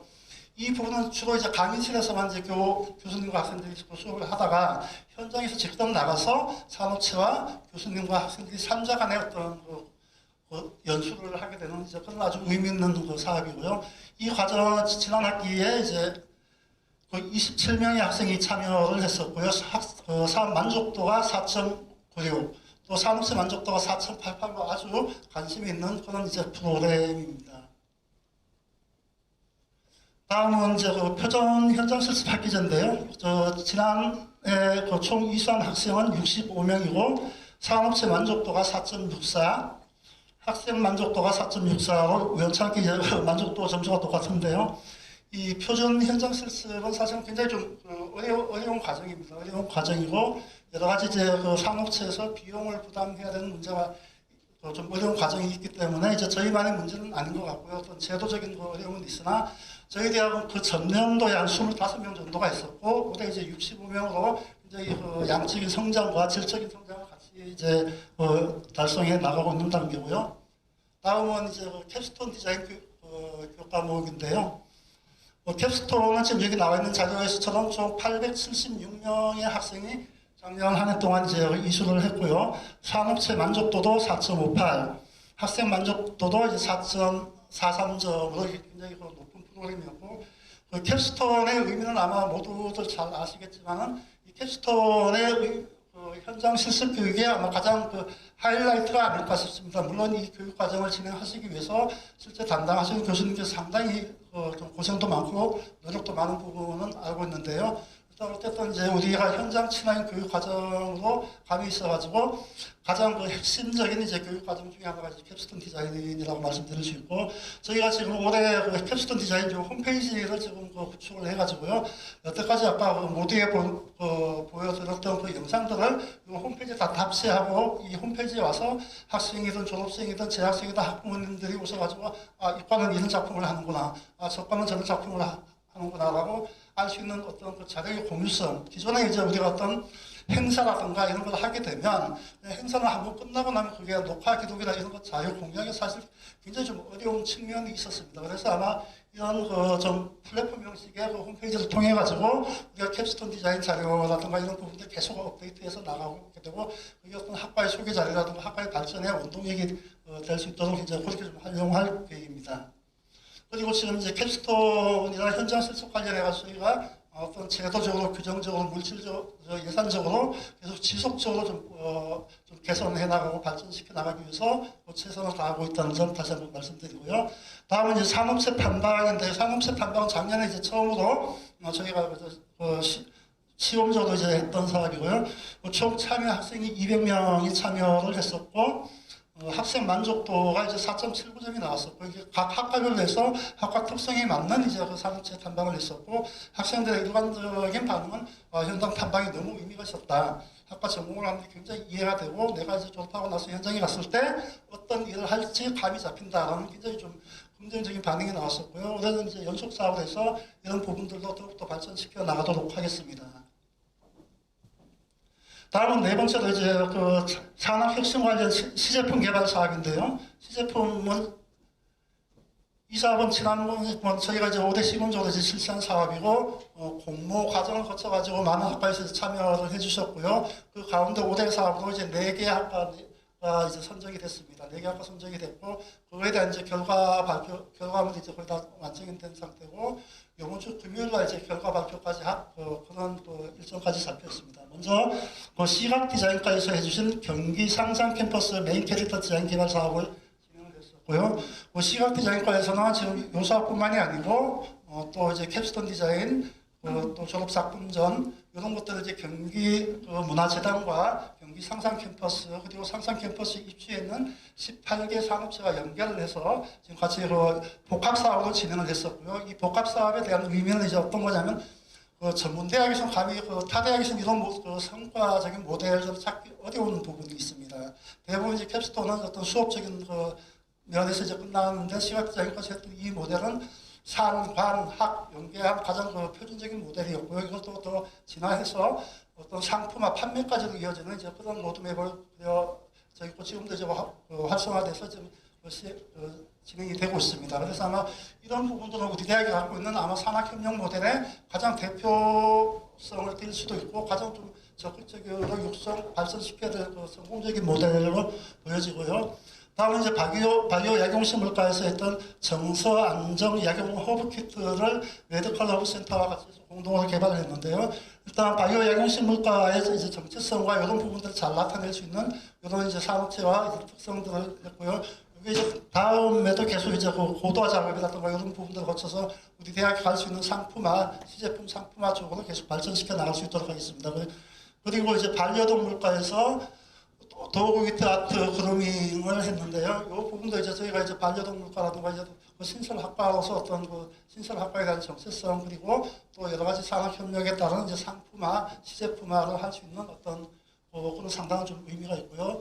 또 식용과에서 했던 비건나베 밀키트도 모두들 잘 아시겠지만 이런 여러 가지 이제 밀키트들이 나와 있고요. 우리 대학은 가장 대표할 수 있는 밀키트를 시제품화하고 이것들을 고도화해 나가는 건 상당히 좀 의미가 있을 것 같습니다. 그래서 결국은 이제 여기 시각 디자인과 이제 어떤 이런 디자인 캐릭터라든가 이런 부분들이 융복합을 할 수 있는 그런 모델입니다. 예를 들어 가지고 시각 디자인과에서 약용 허브 키트에 대한 판매용 디자인이나 로고들을 같이 협업이 가능하고요. 반려동물의 상표나 브랜드화 할 때도 협업이 가능할 것 같고요.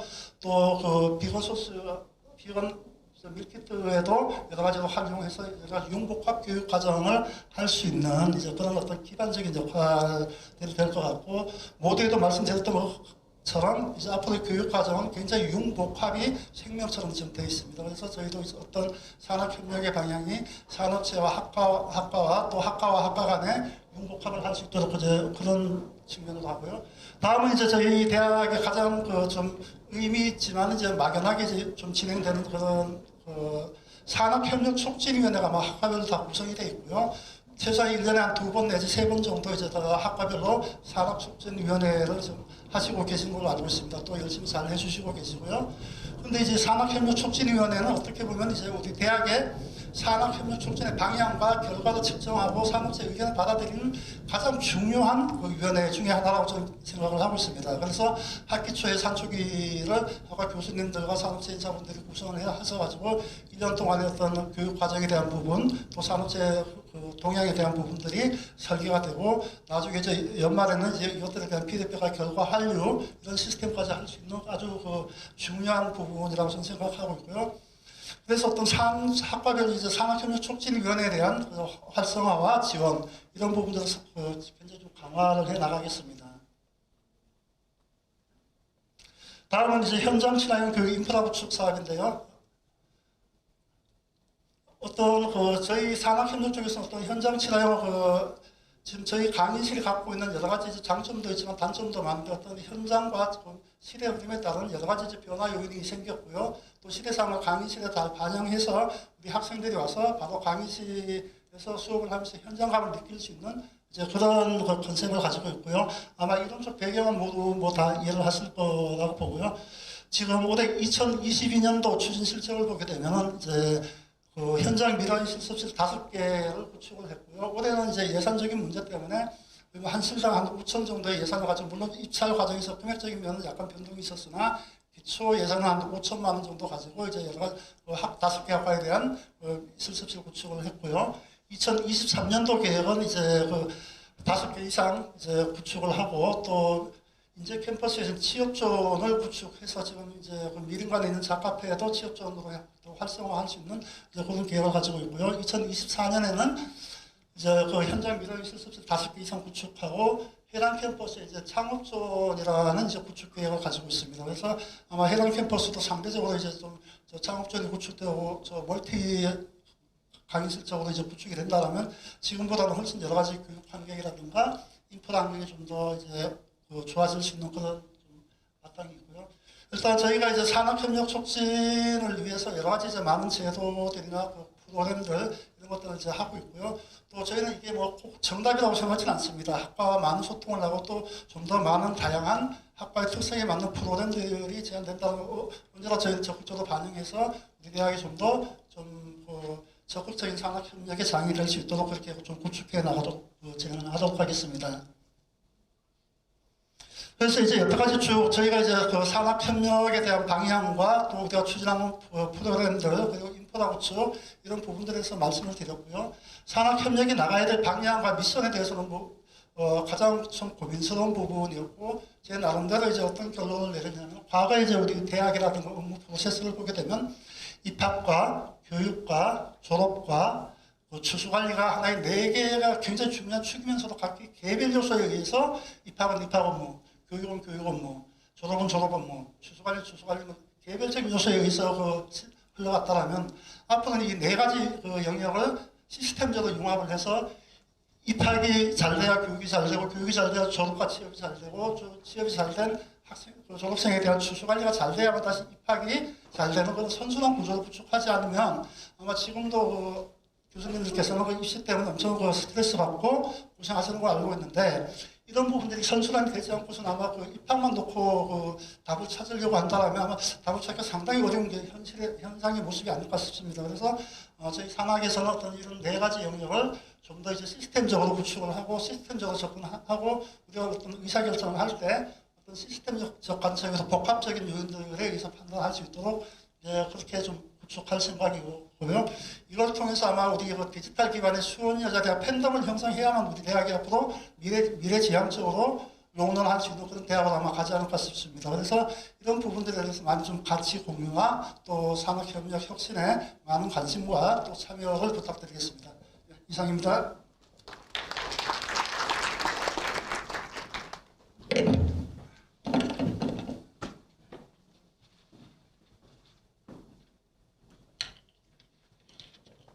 다음은 이제 기타 혁신의 2 파트가 남았습니다. 이제 학생처 파트하고, 그리고 아마 저희 혁신 사업을 수주하면서 가장 큰 혜택을 봤었던 글로컬 이 2 파트가 남았었던 것 같습니다.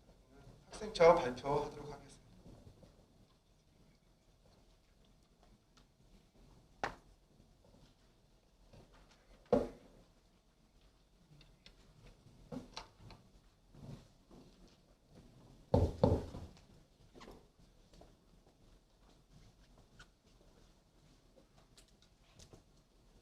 네, 2022학년도 학생처 성과 공유 발표하도록 하겠습니다. 저는 학생상담센터 안혜진입니다. 2022학년도 학생처 교육혁신 추진 과제는 4가지 추진 항목, 수원여대 진로탐색 모델 개발 및 운영, 심리정서 상담 지원을 위한 시스템 체계화, 3번째 학생 맞춤형 대학 적응력 향상 프로그램 개발 고도화 운영, 마음건강 지원을 위한 시스템 구축 및 운영, 이 4개의 추진 항목으로 다음과 같은 추진 내용으로 추진 사업을 진행하였습니다. 그래서 2022학년도 혁신 지원 사업 학생처 집행 현황을 보시면요. 총 교육 혁신과 글로컬 영역에서 약 1억 1,300만 원 정도가 예산액으로 잡혀 있었고요. 약 현재 9천만 원 정도가 집행되었고요. 최종 집행 가능 비율은 자료집을 참고하시면 될 것 같습니다. 최종적으로 집행 가능하도록 노력하도록 하겠습니다. 2022학년도 학생처 교육과 글로컬 혁신 사례가 좀 많이 있는데요. 그럼에도 불구하고 한 3가지 정도만 요약해서 발표하도록 하겠습니다. 첫 번째, 수원여대형 진로탐색 모델 개발 및 운영. 추진 사업으로는 지난해 교과 및 비교과 연계 진로탐색 로드맵 개발을 정선아 전 센터장님과 교수님 2분이 개발해 주셨는데, 이 로드맵을 좀 적용해서 진로탐색 학과와 연계한 진로탐색 프로그램을 진행하도록 할 예정이고요. 그리고 개인별, 집단별, 학년별, 주제별에 따른 진로 상담 프로그램을 운영하였습니다. 센터에서 주로 실시한 프로그램이 진로 집단 상담이었고요. 두 번째는 이제 학과별 찾아가는 집단 상담이 운영되었습니다. 그래서 첫 번째 보시면 진로 집단 상담은 2021년 대비 참여율 약 9% 증가하였고 만족도 또한 0.48점 정도 상승한 것으로 보입니다. 학과별 찾아가는 진로 집단 상담은 2021년 대비 참여율 약 14%가 증가하였고요. 만족도 또한 상승한 것으로 나타났습니다. 방학 동안 진로 캠프 프로그램을 개발 및 운영해서 방학 중에도 학생들의 진로 탐색과 진로 설계를 위해서 프로그램을 진행하였습니다. 두 번째는 대학 적응력 향상을 위한 심리 정서 지원입니다. 크게 추진했던 사업은 학업 중단 예방 프로그램과 재학생 심리 정서 강화 프로그램으로 진행하였습니다. 학업 중단 예방 프로그램은 이제 학기 초에 스크리닝 검사를 통해서 고위험군을 선발해서 상담으로 연계하는 프로그램이 있었고요. 그리고 또 하나 대표적인 것은 대학생활 지킴이 멘토 멘티 프로그램입니다. 이러한 멘토 멘티 프로그램을 통해서 학교 적응력 향상을 보이고 있는데요. 대학생활 적응력 검사를 프로그램 실시 전과 실시 후 사전 사후 테스트 결과 고위험군이 감소하는 것을 나타나였고, 특히 지난해는 대면으로 유대 강화, 멘토 멘티의 유대 강화 프로그램과 대면으로 멘토 멘티 활동을 토대로 학생들의 유대감이 좀 강화되었다라고 이야기하고 있습니다. 오른쪽에 나와 있는 것은 대학생활 지킴이 멘토 멘티 프로그램의 프로세스인데요. 스크리닝 검사 학과 추천으로 멘티 68명이 선발이 되고, 이에 따라서 행복 지킴이라는 이제 교원, 그다음에 멘토가 선정이 됩니다. 행복 지킴이 멘토로 선정되시는 우리 교수님들께서는 이것이 학기 초에 시작이 돼서 사실 2학기 끝날 때 마무리가 되는 사업이기 때문에 멘토 멘티 프로그램이 2학기 말까지 잘 진행될 수 있도록 우리 멘토 멘티 분들 잘 관리해 주시면 감사하겠습니다. 두 번째는 재학생 심리정서 강화 프로그램인데요. 저희가 센터에서 수요도 조사를 통해서 토대로 다양한 심리 집단 상담을 운영하고 있고요. 그리고 두 번째는 이제 마음이 단단해지는 교실이라고 해서 단단 교실이라고 해서 지난해 스트레스 관리와 대인관계를 주제로 단단 교실을 진행하였습니다. 그래서 이것 또한 2021년 참여율 2021년에 대비해서 참여율 약 19% 이상 증가한 것으로 나타났습니다. 세 번째는 사회봉사단이 추진했던 대학 지역사회 사회공헌 활동 간단하게 설명드리도록 하겠습니다. 크게 전공봉사 동아리와 일반봉사로 나눌 수 있는데요. 15개 학과 28개 팀의 전공봉사 동아리가 운영되었고요. 그리고 초등학생 영유아, 그다음에 진로체험 프로그램, 노인 등 취약계층 등 다양한 일반봉사 프로그램이 진행되었습니다. 앞으로 2023년 교육 글로컬 혁신 중점 사업에 대해서 간단하게 설명드리도록 하겠습니다. 코로나 이후 학생들이 사이버 상담, 화상 상담의 수요도가 증가하고 있습니다. 따라서 화상 상담실을 구축하고요. 집단 상담실 등 학생 상담 센터 리모델링을 추진해서 상담 이용 접근성을 좀 증가시키고 상담의 효과 또한 확대하도록 하겠습니다. 그리고 지도 교수님께서 이제 상담을 해보시면 코로나 이후로 우울이나 불안, 대인관계 기피 등의 주제를 가지고 학생들이 그런 부분을 좀 호소하는 친구들이 좀 많아졌습니다.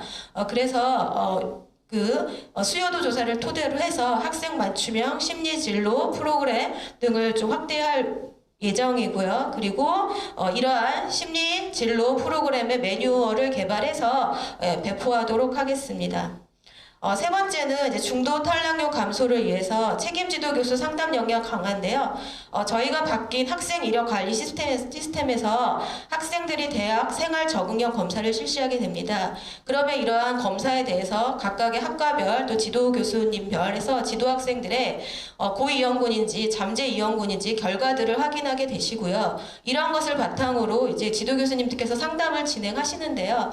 상담 역량을 강화하기 위해서 검사에 대한 이해와 상담에 대한 방법들 그리고 고위험군들을 어떻게 상담을 해야 될지에 대한 상담의 특강 등을 조금 더 확대해서 교수님들의 책임지도 교수 상담 역량을 강화하도록 하겠습니다. 또한 두 번째, 세 번째처럼 학생들이 우울이나 불안이나 여러 가지 그런 것들을 호소하는 친구들이 있으면 저희 상담센터에 연계해 주시고요. 그리고 고위험군 같은 경우에는 대학생활 지킴이 멘토 멘티 프로그램의 멘티로 추천해 주시면 감사하겠습니다. 그래서 교수님들과 센터 연계 프로그램으로 지속적으로 2023년에 중도 탈락률 방지를 위해서 노력하도록 하겠습니다. 네 번째는 우수 전공 동아리 봉사활동을 통해서 재학생들의 지역사회 봉사로 통한 전공 능력 향상을 하도록 노력할 예정이고요. 그리고 다양한 지역사회 수요 맞춤형 프로그램을 이제 확대 운영해서 대학의 사회공헌 이미지 제고를 노력하도록 하겠습니다. 이상으로서 학생 교육 글로컬 혁신 성과 공유를 마치도록 하겠습니다. 감사합니다.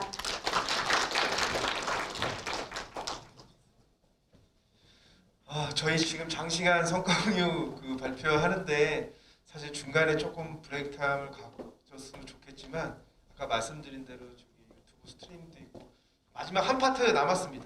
제가 개인적으로는 사실 그동안에 코로나 때문에 우리 국제교류센터에서 학생들이 일반 화상으로 일반 어학연수 수준의 어떤 프로그램을 했다 그러면 이번에 이 글로컬 프로그램을 진행했었을 때는 일반 어학연수가 아닌 현지에 있는 모든 그 업체와 연결해서 현장 실무형 글로컬 사업을 진행했던 걸로 알고 있습니다.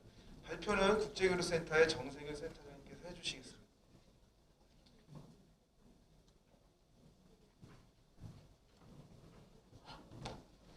네, 안녕하세요. 국제교류센터의 정세균입니다. 마지막 시간이라고 하니까요. 잠깐 눈을 떠주시면 좋겠습니다. 피곤하실 텐데. 성과 공유인데 사실은 저희는 이제 프로그램입니다. 전공 연계 해외 직무 연수. 이 제목을 작년에 만든 건데요. 저희가 이번에 원래 성과 공유는 다음 주 14일 날 2시에 별도의 발표가 있을 예정입니다. 학생들이 와서 직접 발표하고 영상도 발표할 예정인데 오늘은 저희가 프로그램에 대한 실적과 내용 위주로 좀 말씀드리도록 하겠습니다. 사업 목적이 배경에 나와 있는데요. 사실 작년에 저희가 혁신 지원 사업이 선정이 되고 나서 많이 고민을 했습니다. 그래서 고민하면서 바로 저희가 기획안을 낸 게 뭐냐면 코로나 상황에서 굉장히 힘들었던 시절을 보냈던 학생들에게 어떻게 혜택을 줄까 고민을 많이 했습니다. 그래서 바로 저희 작년 5월에 전체 학과를 대상으로 해서 해외 직무연수라고 하는 프로그램을 공모를 했습니다. 공모를 했고 목적은 학생들한테 어떤 해외 연수에 대한 경험을 갖다가 좀 부여하자. 이 근거는 저희가 매년 진행하고 있는 비교과 프로그램 수요조사 근거를 해보니까 학생들이 제일 가장 희망하는 글로벌 역량 강화 프로그램이 해외 어학 연수더라고요. 또는 이제 단기 연수. 그래서 저희가 이 프로그램을 지원하게 됐습니다. 그리고 아마 코로나 상황이기 때문에 모르지만 26개 학과 중에서 6개 학과만 신청을 했습니다. 그래서 6개 학과 신청에 대해서 저희가 사업을 갖다가 다 심의를 했는데 심의를 하고 보니까 저희가 이제 지정형이 있었고 자율형이 있었어요.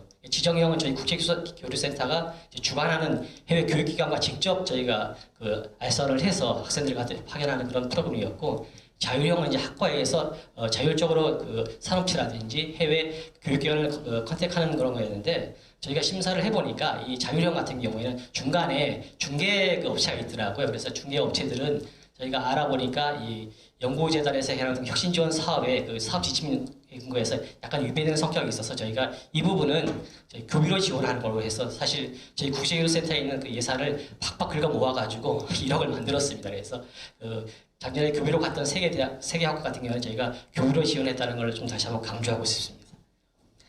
사업의 주요 내용은 학과의 전공과 연계한 그 진행되는 전공 특화 프로그램을 대상으로 했고요. 그 다음에 해외 취업 및 진출을 위한 전공 실무 연수, 즉 어학 증진과 전공 연수가 같이 그 믹스된 그런 프로그램을 갖다가 저희가 주요 내용으로 왔습니다. 그리고 해외 취업 특화 프로그램은 해외 산업체 단체 현장 실습 프로그램을 갖다가 저희가 그 지원 프로그램으로 선정하였습니다. 작년에 이와 같이 총 7개 학과에 120명의 학생이 해외 연수를 다녀왔습니다. 아마 제가 이제 올해가 26년차, 7년차 되는 건데요. 제가 그 학교 온 이래 최대 규모로 그 학생들이 해외에 파견된 것 같습니다. 역대급이라고 우리 저 직원은 얘기했는데요. 정말 많은 학생들이 지난 1월에 특히 1월에 한 110명이 영국과 일본으로 가는 모습을 봤는데 굉장히 저 마음도 뿌듯했고 굉장히 기분이 좋았습니다.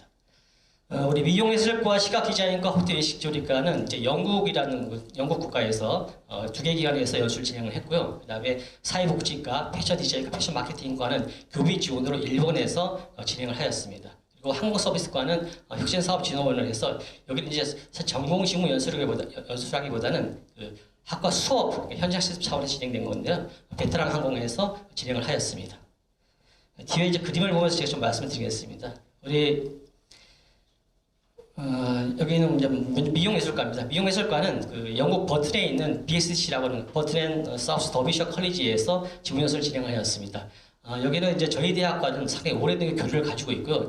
그 코로나 상황에서는 저희 대학과 온라인 영어 회화 프로그램을 진행한 그런 실적이 있는 대학입니다. 그리고 전문대학 교육협의회에서도 굉장히 지원을 갖다가 해주는 그런 대학으로 알고 있습니다. 그래서 저희 미용예술과 19명이 여기서 직무연수를 진행을 했습니다. 지금 보시는 그림을 보면 메이크업 실습도 하고 있고 중간인 사진 같은 경우에는 아마 그 스파 체험이라고 들었는데요. 굉장히 학생들이 마지막에 가서 스파 체험하고 수영도 하고 거기 있는 그 영양식도 아마 그 프로그램 다 경험을 한 걸로 알고 있습니다. 그리고 마지막 수료식 장면이 있습니다. 우리 미용예술과도 이제 또 학생들 인솔 하면서 교원 2분이 같이 이번에 인솔을 하시게 되었습니다. 그래서 각 일주일씩 나눠서 전반에 한 분 또 후반에 한 분 가셔가지고 같이 그 경험을 하였습니다. 이외에 그 미용예술과는 BSDC는 장점이 기숙사로 운영 형태가 되고 있습니다. 그래서 학생들 관리라든지 이런 쪽에서 굉장히 편리한 점이 있었습니다. 다음으로 이제 그 시각 디자인과입니다. 시각 디자인과는 영국 런던에 있는 그 웨스트민스터 킹스웨이 칼리지에서 그 실습을 진행하였습니다. 지금 사진에 보신 것처럼 아마 인도계 여성 같은데 이분이 교수님이셨는데 이분이 이제 프로젝트 수업이라든지 이런 것 다 진행을 해주셨고요. 중간에 이제 학생들이 자율적으로 프로젝트 수업을 통해서 우리 팀을 나눠가지고 진행을 하고 우리 인설 교수님이 중간에 한 번씩 또 지원해주고 발표하는 이런 형식으로 했고요. 오전에는 이제 또 모두 영국 세계과는 오전에 영어 수업을 진행을 하고 오후에는 전공식 수업 위주로 하고 그리고 중간중간에 이제 문화 체험이나 산업체 현악 위주로 진행되었습니다. 시각 디자인과 같은 경우는 특히 이제 좋았던 점은 WKC라고 하는 그 웨스트민스터 킹스웨이 칼리지에 있는 빅토리아 센터, 그 다음에 킹스 크로스 센터, 그 다음에 그 CIC라고 하는데요. 이쪽에 CTN 이슬링턴 칼리지 거기 이제 그 디자인 센터에서 같이 실습을 할 수 있어서 총 3개 대학에서 실습 경험을 통해 가지고 대학들이 다양한 경험을 할 수 있었던 것 같습니다. 시각 디자인과하고 호텔 외식 조리과는 홈스테이, 영국에 있는 홈스테이 과정에서 이제 숙박을 하였습니다. 호텔 외식 조리과는 총 제일 많이 갔습니다. 22명의 학생들이 참여를 했고요. 역시 WKC는 빅토리아 센터에서 직접 연수를 진행하였습니다. WKC는 이제 그 여러 그 센터가 있는데 빅토리아 센터가 이제 조리 쪽으로 해서 전국 특화된 그런 대학이었습니다. 그래서 여기서 저희 학생들이 이제 그 영국 요리라든지 서양 요리에 대해서 직접 실습을 진행했고요. 그 다음에 중간에 이렇게 산업체 가서 이제 바 경험도 했고 수료식도 진행을 했습니다. 학생들이 갈 때는 이제 다 조리복이라든지 조리식 본인 같은 경우에 이제 뭐 장화부터 해가지고 다 가지고 갔고요. 거기서 이제 칼이라든지 이런 도구들 이제 거기서 제공을 했습니다. 사회복지과는 저희가 20명이 참여를 했습니다. 그래서 일본 사회복지시설 오사카에 있는 시설을 통해서 했고요. 우리 일본에 있는 학과 교비를 지원 학과들은 모두 세계과 공이 호텔에서 약 일주일 정도 체류를 하였습니다. 그래서 그 사회시설 갖다 경험했고 특강제 같은 걸 진행을 했습니다. 전공연계 특강도 진행을 했고요. 그다음에 견학을 했습니다. 그다음에 우리 패션 디자인과는 15명이 참석해서 문화복지학원의 일본 도쿄에서 진행을 했습니다. 15명인데 원래 16명이었는데 학생이 나중에 이제 코로나 감염을 해서 한 명이 불참을 하게 되었습니다. 직무연수해서 본인들이 실습도 진행을 했고 그다음에 여기서 직접 이렇게 지금 그 디자인하고 그다음에 이 재봉하는 것도 나와 있습니다. 다음에 패션 마케팅과는 16명이 아까몬과 일본 학교의 일본 도쿄에서 진행을 했습니다. 역시 교수님도 한 분이 인솔을 하셨고요. 일주일 동안 진행했습니다. 그래서 오전에 전공 일본어도 공부를 했고 그다음에 이와 같이 산업체에 가서 직접적으로 MD라든지 현장을 갔다가 체험을 하였습니다.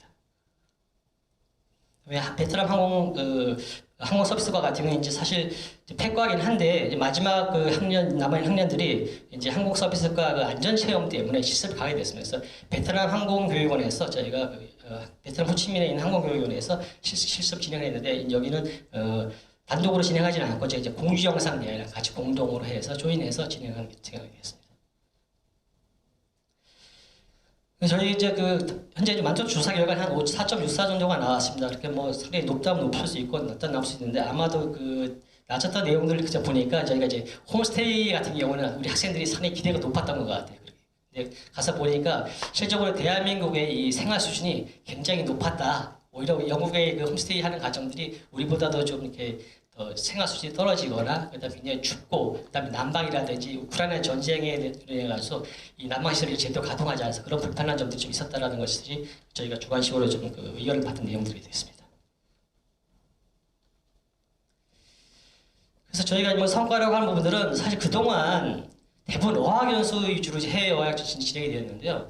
이제 글로벌 혁신 지원 사업을 받아서 저희가 이제 진행을 하다 보니까 이 부분들은 이제 사실 어학연수 분들은 저희가 교비라든지 자체적으로 할 수 있지만 이번에 혁신 사업 지원을 받았을 때는 학과와 전공과 연계돼서 이렇게 해외 직무에서 전환을 해서 해외 진출이라든지 해외 취업의 기회를 확대해 부여하는 것이 이제 이 취지에 맞는 것이 아닌가 해서 저희 그런 투비의 형태로 지금 전환을 하고 있는 상황입니다. 그리고 지금 전공 연계 해외 직무연수 프로그램에 따른 이제 어학능력 향상 프로그램 참여 학과비 학생수 증가인데요. 사실 저희 26개 학과 중에 어학 능력, 지금 영어 회화, 토익, 일본어, 뭐 JPT, 그다음에 중국 SK 다 하고 있는데 10개 학과는 한 명도 참여하지 않고 있는 상황입니다. 이 부분들은 저희가 이제 올해도 뭐 물론 이제 학과 사업 공모를 하겠지만은 그 실적에 반영할 부분들인데 글로벌 역량 강화를 하고 있지만 10개 학과가 참여하지 어학에 어떤 학생도 한 명 참여하지 않고 있다고 하는 것은 조금은 저희가 제고해야 할 분인가 생각됩니다. 그래서 마지막으로 이제 제가 영국에 이제 인솔자로서 이제 갔다 와서 하는 좀 경험을 말씀드리면 이번 사업의 이제 가장 뭐 성과라고 하는 부분들에 대해서는 우선 학생들이 무엇보다도 가서 변화를 경험하면서 얻은 자신감이라든지 이런 것이 아닌 동기부여가 아니라고 생각합니다. 학생들이 가보니까 우리 학생들 전공 실무 역량이라든지 능력들이 결코 이게 글로벌 수준에 떨어지는 것이 아니었습니다. 오히려 상당히 미용이라든지 호텔 조리과 같은 경우에는 취업에 대한 제한을 받을 정도로 상당히 우수하다고 하는 그런 느낌을 받았습니다. 그리고 이번에 학생 110명 외에도 저희가 혁신 사업을 해서 교원 11분이 같이 이번에 인솔을 가셔서 직접적으로 경험을 하셨는데요. 해외 교육기관의 그런 프로그램과 실습 환경, 해외 산업체 현장을 직접 경험하면서 우리 대학이 갖춘 이런 실습 환경과 교육 프로그램이 해외 교육기관의 학생들 대상으로 해서 충분히 경쟁력이 있다는 것을 저희가 확인하였습니다. 이제 이른바 한류로 대표되는 K-푸드, K-컬처, K-뷰티 등의 트렌드에 맞춰 이런 단기 연습 프로그램에 대해서 우리 대학도 충분히 할 수가 있다. 이런 자신감과 그런 걸 갖게 되었습니다. 지금 이번에 제가 가서 영국의 BSDC 총장님과도 미팅을 하면서 거기 시설을 보니까 호텔 외식 조리라든지 미용실 시설과 조리 시설들이 사실 저희보다 한 5년 정도 뒤쳐져 있는 것 때문이었어요. 그래서 저희가 오히려 우리의 좀 잘 갖춰진 시설을 경험하면서 K-뷰티라든지 K-푸드에 대해서 경험할 수 있도록 한번 당신네 학생들도 좀 보내달라 해서 저희가 제안을 했고요. 이번 4월에 있던 영국 BSD 총장님은 이제 우리 대학을 방문하기로 해주셨고, 그 다음에 일본 같은 경우에도 현재 지금 우리 일본에 한 여자 대학과 지금 현재 협의 중에 있는데요. 저희 대학에서 와가지고 K-팝, K-푸드, K-뷰티 체험 프로그램을 갖다가 이제 여름방학에 진행하는 거 현재 협의 중에 있습니다. 그래서 저희 대학이 이제 외적인 환경이라든지 이런 것들은 뭐 좀 떨어질지 모르겠지만 안에서 지금 하고 있는 그런 프로그램이라든지 콘텐츠 이런 부분들은 충분히 경쟁력이 있고 저희가 할 수 있다 이런 걸 얻게 된 것 같습니다. 그리고 특히 이런 걸 통해서 이제 교수들이 많은 시야를 넓힐 수 있었고 학생들도 이후에 글로벌 현장 학습이라든지 그 다음에 본인들 해외 진출에 대해서 많은 동기부여가 됐다는 것이 가장 성과라고 생각합니다. 예. 올해 2023년도에도 저희가 국고 지원을 받아서 한 80명, 또 100명 정도의 학생들한테 해외에 보내려고 하고 있습니다. 그래서 저희가 2월 말이나 3월 초에 한번 사업 공모를 할 텐데요. 좀 많은 신청과 지원 바라겠습니다. 네, 이상입니다. 감사합니다.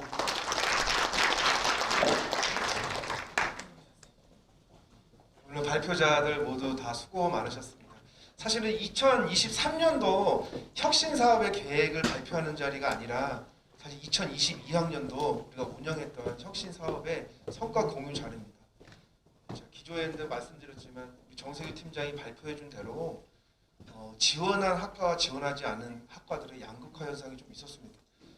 제가 학과를 말씀드리긴 좀 그렇지만 시각디자인과도 그 영국에 학생들을 매년 한두 명씩 보냈다가 이번에 대거 보내는 이유는 디자인과가 왜 영국에 가야 돼? 그게 아니라 그 직무 연수를 하면서 아시다시피 저희가 2월 9일 날 합격자 발표를 통하고 2월 10일 날 정시 모집이 있지 않습니까? 사실은 그런 학생들한테 적극적으로 홍보할 수 있는 사실은 굉장히 좋은 매개체입니다. 아까 말씀드린 대로 단순 어학연수가 아니라 학과들이 2022년도에 어떤 다양한 우리 교내의 혁신 지원 사업으로 이루어진 프로그램들을 공유하고 23년도에 많은 제안과 재원에 따라서 학과들 또는 부서들이 기존에 있는 프로그램들이 아니라 더 우리 대학의 나은 발전을 위한 프로그램들을 공유하고 서로 개선하고 발전시키고 하는 취지로 좀 이해해 주셨으면 좋겠습니다. 사실 1월 달에 되게 많은 걱정되는 부분도 있었긴 했지만 사실 집행률도 많이 끌어올렸고 저희가 22년도 성과 공유는 저희 부서장님이나 총장님이야 저도 굉장히 무리수를 두고 밀어붙인 어떻게 성과 공유가 잘 될 수 있을까 걱정도 많이 됐지만 오늘 발표하신 거 보면 다양한 프로그램들이 사실은 진행이 됐고 23년도에도 연계성을 갖고 가는 프로그램에 대해서 많은 학과들이 이제 좀 고민하는 시간을 가져주시고 학과가 교육 환경 또는 교육 프로그램 또는 향후 학과 발전에 어떻게 접목시켜야 되는지 우리 스스로들이 많이 고민하는 자리가 됐으면 좋겠습니다. 아까 말씀드린 대로 23년의 계획보다는 22년도에 성과 발표 자료이기 때문에 그런 식으로 조금 이해를 해주셨으면 좋겠습니다. 마지막으로 혹시 이사장님 괜찮습니까?